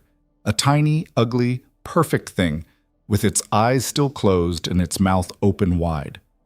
Lila named it Hope. She fed it mashed worms and kept it warm, and somehow the bird survived.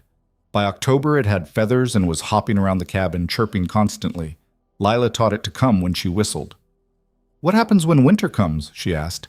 "It should migrate south, but it doesn't know how." "Then it stays here with us," Caleb said.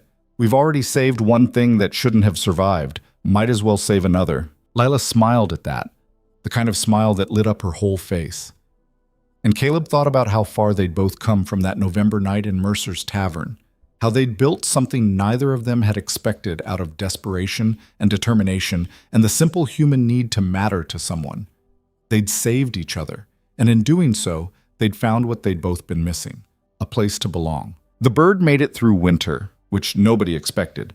Hope lived in a small cage Caleb built near the warmest part of the cabin, and Lila spent hours teaching it tricks and talking to it like it understood every word. Maybe it did. Animals were smarter than people gave them credit for. School started in September, and it was harder than either of them anticipated. Caleb rented a room above the general store in Stone Hollow, barely big enough for 2 bedrolls and a small stove, and they spent Monday through Friday there so Lila could attend classes. The other kids stared at her the first day, whispering things they thought she couldn't hear. Bought girl. Mountain trash. Rowan's charity case. Lila came back to their rented room that first afternoon with red eyes but a set jaw. "How was it?" Caleb asked. "Fine." "Lila." She threw her books on the floor. They hate me. They think I'm dirty and stupid and that you're..." She stopped. "It doesn't matter what they think. It matters if it's hurting you. I don't care if it hurts. I'm not leaving." She sat down hard on her bedroll. "The teacher, Miss Warren, she's nice. She said I read better than most kids my age, but the others..." Her voice cracked. "One of them asked me how much you paid for me, like I was a horse." Caleb felt rage flash through him, but he kept his voice calm. "What did you say?" "I told her it was none of her business. Then she said, 'Everyone knows what men do with girls they buy,' and I..." Lila looked up at him with fierce eyes. "I hit her, right in the mouth. She bled everywhere, and now I have to apologize tomorrow, or Miss Warren says I'll be expelled." "Are you sorry?" "No, she deserved it." "Then don't apologize for hitting her. Apologize for doing it at school where it causes problems for the teacher." Caleb sat down beside her. "But Lila, you can't go around punching everyone who says something ugly. You'll spend your whole life fighting." "Maybe that's fine with me." "It's not fine. You're better than that." He paused. "People are going to talk. They're going to say things that aren't true and make assumptions that hurt. You can either let that make you hard and angry, or you can prove them wrong by being exactly who you are: strong, smart, good. What if who I am isn't good enough? You're good enough for me. That's all that matters. She leaned against his shoulder, and they sat there in silence while the sounds of the town filtered up through the floorboards: horses in the street, people arguing, someone playing a fiddle badly. "I miss the cabin," Lila said quietly. "Me too." 3 more days and we'll go back. Those 3 days felt like months. But Friday finally came, and they rode up the mountain with Bear running ahead and Hope chirping from a small basket Lila had fashioned. The cabin appeared through the trees like an old friend, and Caleb felt tension he hadn't known he was carrying finally ease. This was home, not the rented room in town, not the courthouse where a judge had granted him guardianship. This place, with its log walls and stone chimney and the graves under the pine tree out back. Fall slipped into winter and they fell into a rhythm. 5 days in town suffering through school and suspicious looks, then 2 days in the mountains where they could breathe. Lila's reading and mathematics improved rapidly. She had a hunger for knowledge that surprised even Miss Warren, but she never made friends with the other students. They'd decided who she was that first day, and nothing she did changed their minds. "Do you think it'll always be like this?" she asked one Sunday as they walked through fresh snow, checking trap lines. "Like what?" "People judging me for things I didn't choose, for being sold, for living with you instead of a normal family." Caleb stopped walking. "Probably. People are good at holding on to their judgments, especially when it makes them feel superior. But here's the thing, their opinions don't define you. You define you. And anyone who can't see past their own prejudice isn't worth your time. Miss Warren says we should try to understand people who are different from us. That compassion matters. Miss Warren's right. But compassion doesn't mean letting people hurt you. There's a difference between understanding why someone's cruel and accepting their cruelty." Lila thought about this as they walked. Dale used to say people were cruel because life was cruel, that we were all just trying to survive, and sometimes survival meant stepping on whoever was weaker. Dale was wrong about a lot of things. But was he wrong about that? It was a harder question than it seemed. Caleb had seen enough of the world to know that desperation made people do terrible things. But he'd also seen kindness in impossible places. Sarah giving their last food to a stranger. Martha Donnelly bringing clothes for a child she barely knew. Doc Morrison riding out in a blizzard because someone needed help. "I think survival's important," he said finally. "But it's not the only thing that matters. How we survive, who we become in the process. That matters too." Dale chose to save himself by selling his daughter. That's survival, sure, but it's the kind that costs you your humanity. I'd rather die than become that. What if you had to choose between surviving and staying good? I don't know. I hope I'd choose good, but I've never been tested that hard. He looked at her. "Why are you asking?" "Because I want to know if you'd ever..." She stopped. "If things got really bad again, if we ran out of food or money or whatever, would you..." "No," Caleb said firmly. "I would never sell you or hurt you or give you up to save myself. Never. I'd find another way or I'd die trying." "How do you know? You can't know what you'd do until you're actually there." "I know because I've already made that choice. I made it the night I bought you out of that tavern.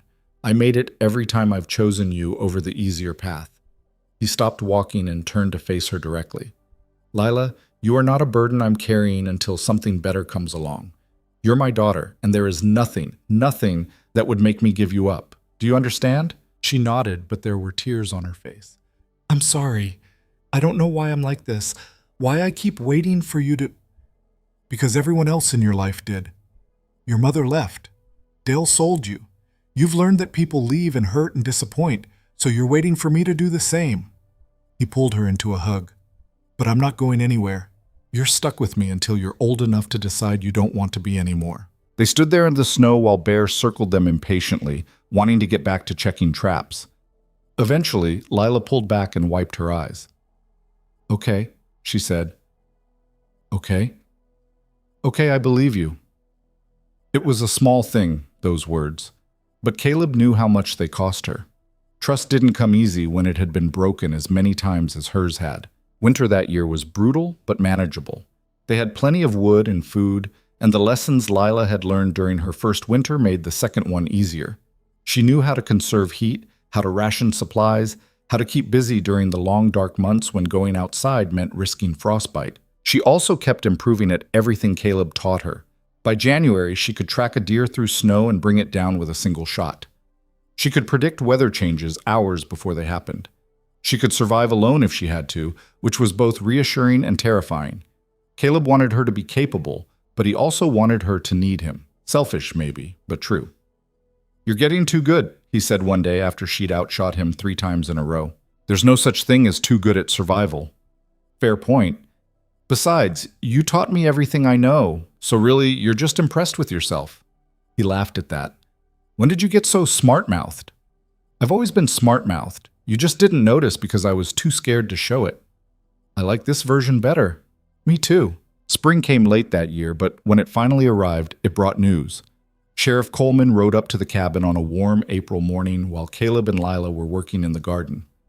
"Sheriff," Caleb called, standing and brushing dirt from his hands. "Something wrong?" "Depends on your perspective." Coleman dismounted. "Dale Pritchard's dead, thought you should know." The words hung in the air. Lila had gone very still, her hands frozen in the dirt. "How?" Caleb asked. "Liver finally gave out. Doc Morrison said it was a miracle he lasted this long with how much he drank." The sheriff looked at Lila. "I'm sorry, miss. I know he wasn't much of a father, but still—" "I'm not sorry," Lila said, her voice flat. "Is that wrong?" Coleman shifted uncomfortably. "It's honest." "Did he—" She stopped. Started again. "Did he ever ask about me after?" "No, miss, I'm sorry." Lila nodded like this confirmed something she'd already known. Then she went back to planting seeds, her movements mechanical. After Coleman left, Caleb sat down beside her in the dirt. "You okay?" "I don't know what I'm supposed to feel. I hated him for what he did, but he was still my father. Shouldn't I be sad?" "There's no should when it comes to feelings. You feel what you feel." "I feel—" She struggled with the words. "Empty. Like there was this question I never got to ask and now I never will." "What question?" "Why wasn't I enough? Why did he look at me and see a burden instead of a daughter?" She looked at Caleb with tears in her eyes. "What was wrong with me?" "Nothing was wrong with you. Everything was wrong with him." Caleb took her dirt-covered hands. "Your father was broken, Lila. Broken in ways that had nothing to do with you. Some people, when they break, they take everyone around them down too. That's what he did. But it wasn't your fault. It was never your fault." "Then why does it hurt?" "Because you're grieving. Not for who he was, but for who he should have been. For the father you deserved but never had." She cried then, and Caleb held her while she mourned a man who'd never deserved her tears. It wasn't fair that she had to carry this pain. But life wasn't fair. All you could do was hold on to the people who mattered and keep moving forward. That evening, Lila asked if they could go to Dale's grave. "You sure?" Caleb asked. "I need to say goodbye or something. I don't know." They rode to Stone Hollow the next day.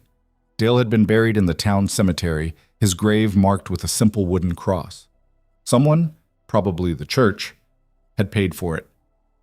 Dale's name was burned into the wood along with the dates. Dale Pritchard, 1845 to 1891. Nothing else. No beloved father or cherished husband, just a name and dates. Lila stood looking at the grave for a long time. Caleb stayed back, giving her space. Finally she spoke, her voice quiet but clear. "I wanted to hate you forever. I wanted to never forgive you for what you did, but I can't hold on to that anymore. It's too heavy." She paused. "I don't forgive you. Maybe I never will. But I'm letting go anyway. Because carrying this around is killing me, same as the drink killed you." She stood there a moment longer, then turned and walked back to where Caleb waited. "I'm done," she said. "All right, let's go home." They rode back to this cabin in silence, but it was a different kind of silence than before. Lighter, somehow. Like Lila had set down a weight she'd been carrying since the night Caleb bought her out of that tavern. Summer came, and with it, Lila's 12th birthday. She'd never known the exact date. Dale had never celebrated it, so they picked one together. June 15th, the longest day of the year. Caleb made a cake using precious sugar and eggs he'd traded for, and they ate it on the porch while watching the sunset laid over the mountains. Make a wish, Caleb said. Lila closed her eyes. When she opened them again, she was smiling. I wished I could stay here forever. That's a good wish. Will it come true? If you want it to, yeah. This is your home for as long as you want it to be. She leaned against his shoulder, comfortable in a way she never would have been a year ago. Tell me about Sarah again, about when you first met her. Caleb had told this story before, but he didn't mind telling it again. I was working construction in Denver, and she was a school teacher. I met her when I was helping build the new schoolhouse. She kept coming by to check on the progress and giving us advice we didn't ask for. She sounds bossy. She was, in the best way. He smiled at the memory. I fell in love with her the day she argued with my foreman about the window placement. Said the children needed more light, and she didn't care if it was structurally complicated. She won that argument too. Would she have liked me? She would have loved you. You've got her stubborn streak. Good. I'm glad I'm like her. They sat there until the stars came out. More stars than anyone in the city ever saw, spread across the sky like spilled salt. Hope chirped from inside the cabin, and Bear snored at their feet, and everything felt right in a way that had nothing to do with perfection and everything to do with belonging. The second school year was easier. The other students still whispered, but Lila had stopped caring what they thought. She focused on learning, on absorbing everything Miss Warren could teach her. She excelled at reading and writing, struggled with mathematics, but worked until she understood it, surprised everyone by showing a talent for drawing. Miss Warren pulled Caleb aside one day in November.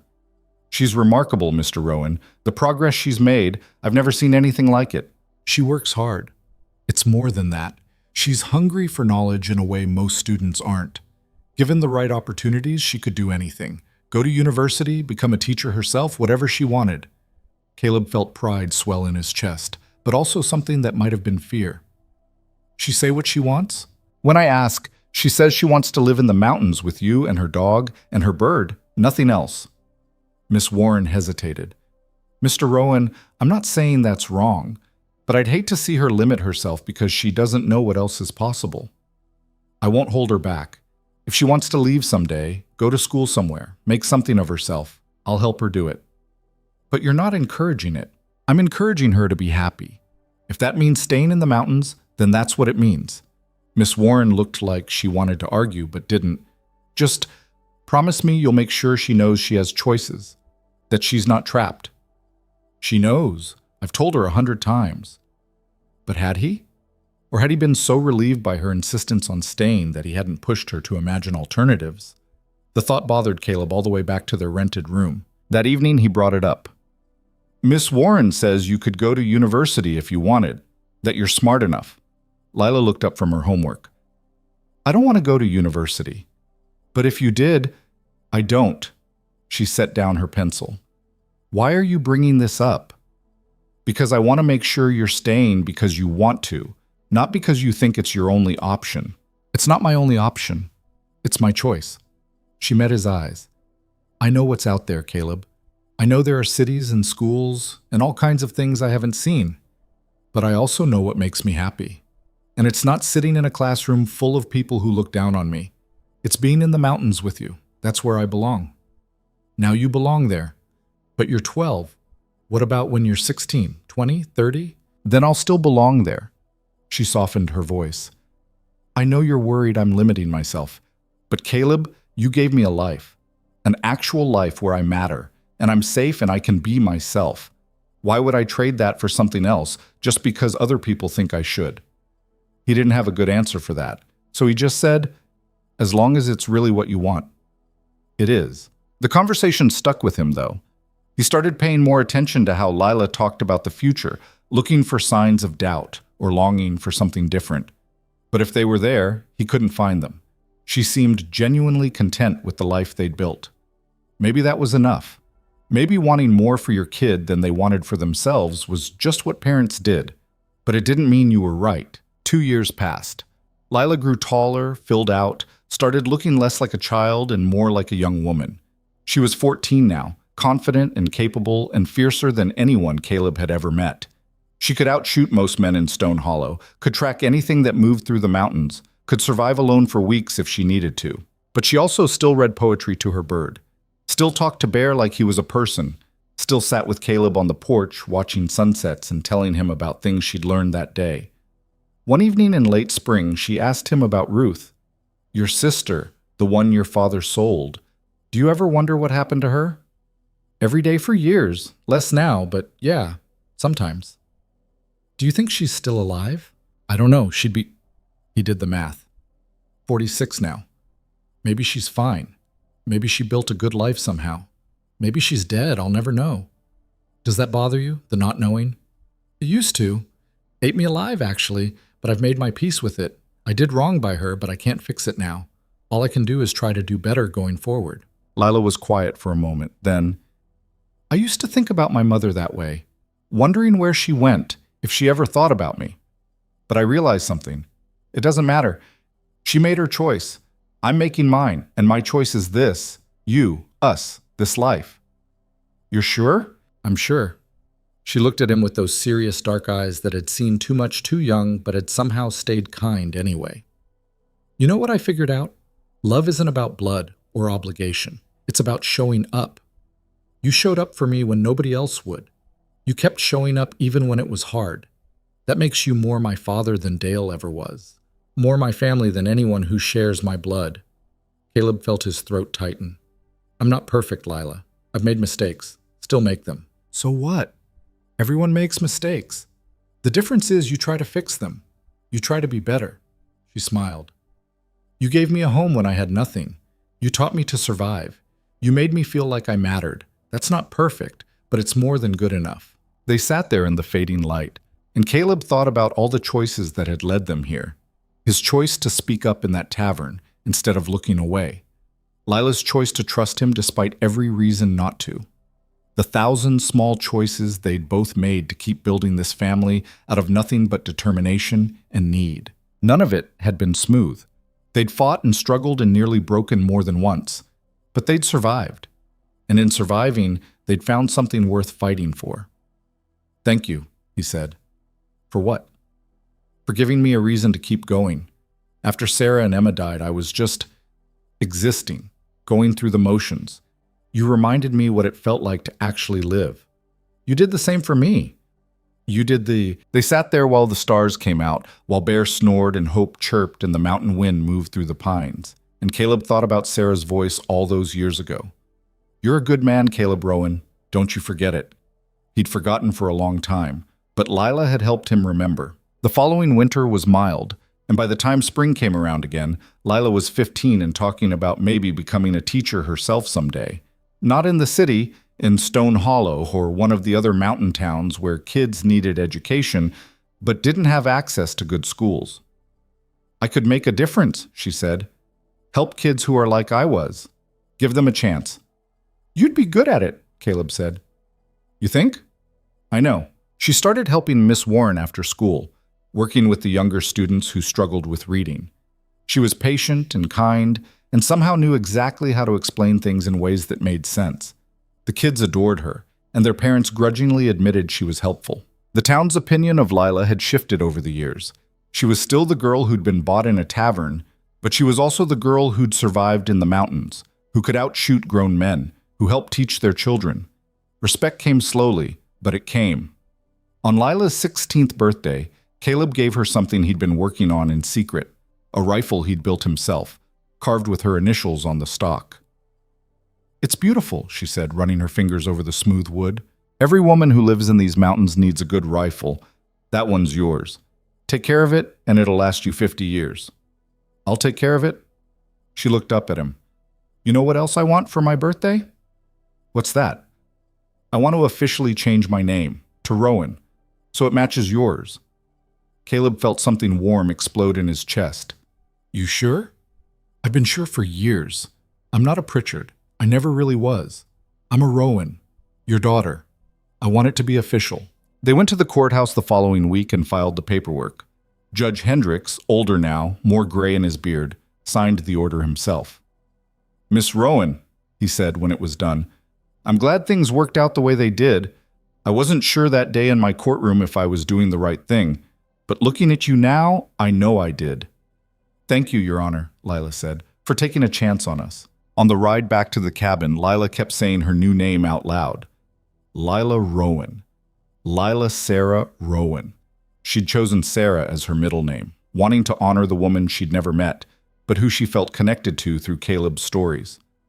Sarah would have been honored, Caleb said. I hope so. She paused. Do you think Emma would have liked me if she'd lived? She would have loved having a big sister, would have driven you crazy with questions and following you everywhere. I wouldn't have minded. They rode in comfortable silence, and Caleb thought about how strange life was, how loss could destroy you but also crack you open enough to let something new grow, how the worst moments could lead to the best ones if you were brave enough to keep going. He'd lost Sarah and Emma. That pain would never fully go away, but he'd gained Lila, and she'd brought him back to life in ways he never expected. Maybe that was the thing about family. You didn't always choose how it formed or who became part of it. Sometimes family chose you. Sometimes it showed up in a tavern where a drunk man was selling his daughter, and you had to decide in a split second what kind of person you were going to be. Caleb had made his choice, and he'd never regretted it, not once. That evening on the porch, watching the sun set over the mountains they both loved, Lila turned to him and said, You know what the best part of my life is? What? That when I think about my future, you're always in it. Every version I imagine, you're there. That's how I know I'm home. Caleb pulled her into a hug, and she hugged him back just as hard. You're stuck with me, kid, whether you like it or not. I like it, she said. I more than like it. They sat there until the stars came out, the same stars they'd watched together for years, the same mountains surrounding them, the same wind moving through the pines. But everything was different now, better. They'd both been broken when they found each other, both desperate and damaged and convinced they didn't deserve good things. But they'd fought for this. Built it piece by piece out of trust and determination and the simple human need to matter to someone. And what they'd built was strong enough to last. Years would pass. Lila would eventually become a teacher, would help dozens of kids who needed someone to believe in them. Caleb would grow old in the cabin he'd built with Sarah, surrounded by the life he and Lila had made together. There would be hard times still, there always were, but they'd face them together, the way family did, because that's what they were, not by blood or obligation or law, but by choice, by showing up day after day and choosing each other over the easier path. In a world that had tried to sell a child for $20, they'd proven that some things couldn't be bought or sold. That worth wasn't measured in money or status or what other people thought. That family was built by people who loved you enough to fight for you, even when, especially when, it was hard. Caleb had been given a second chance at being a father. Lila had been given a chance at having one. And together, they'd built something that mattered. Thank you, Lila said into the darkness. For what? For seeing me when everyone else looked away. For thinking I was worth saving. Caleb squeezed her shoulder. You were always worth saving, Lila. I just happened to be the one who noticed. No, she said. You were the one who cared enough to do something about it, and that, Caleb thought, was the real difference. Not in seeing problems or recognizing injustice. Anyone could do that. The difference was in stepping up anyway, even when it was inconvenient or difficult or risky. In choosing action over apathy, and deciding that one person could make a difference, even if it was just in one small life. He'd saved Lila. But in doing so, she'd saved him right back. The stars wheeled overhead. Bear stretched and yawned. Hope chirped sleepily from inside. And two people who'd been broken and lost and convinced they'd never matter to anyone sat together on a porch in the Rocky Mountains, watching the night deepen and knowing they were home. Not because of where they were, but because of who they were to each other. Family. Chosen, fought for, earned, perfect in its imperfection, and worth every difficult step it took to get there.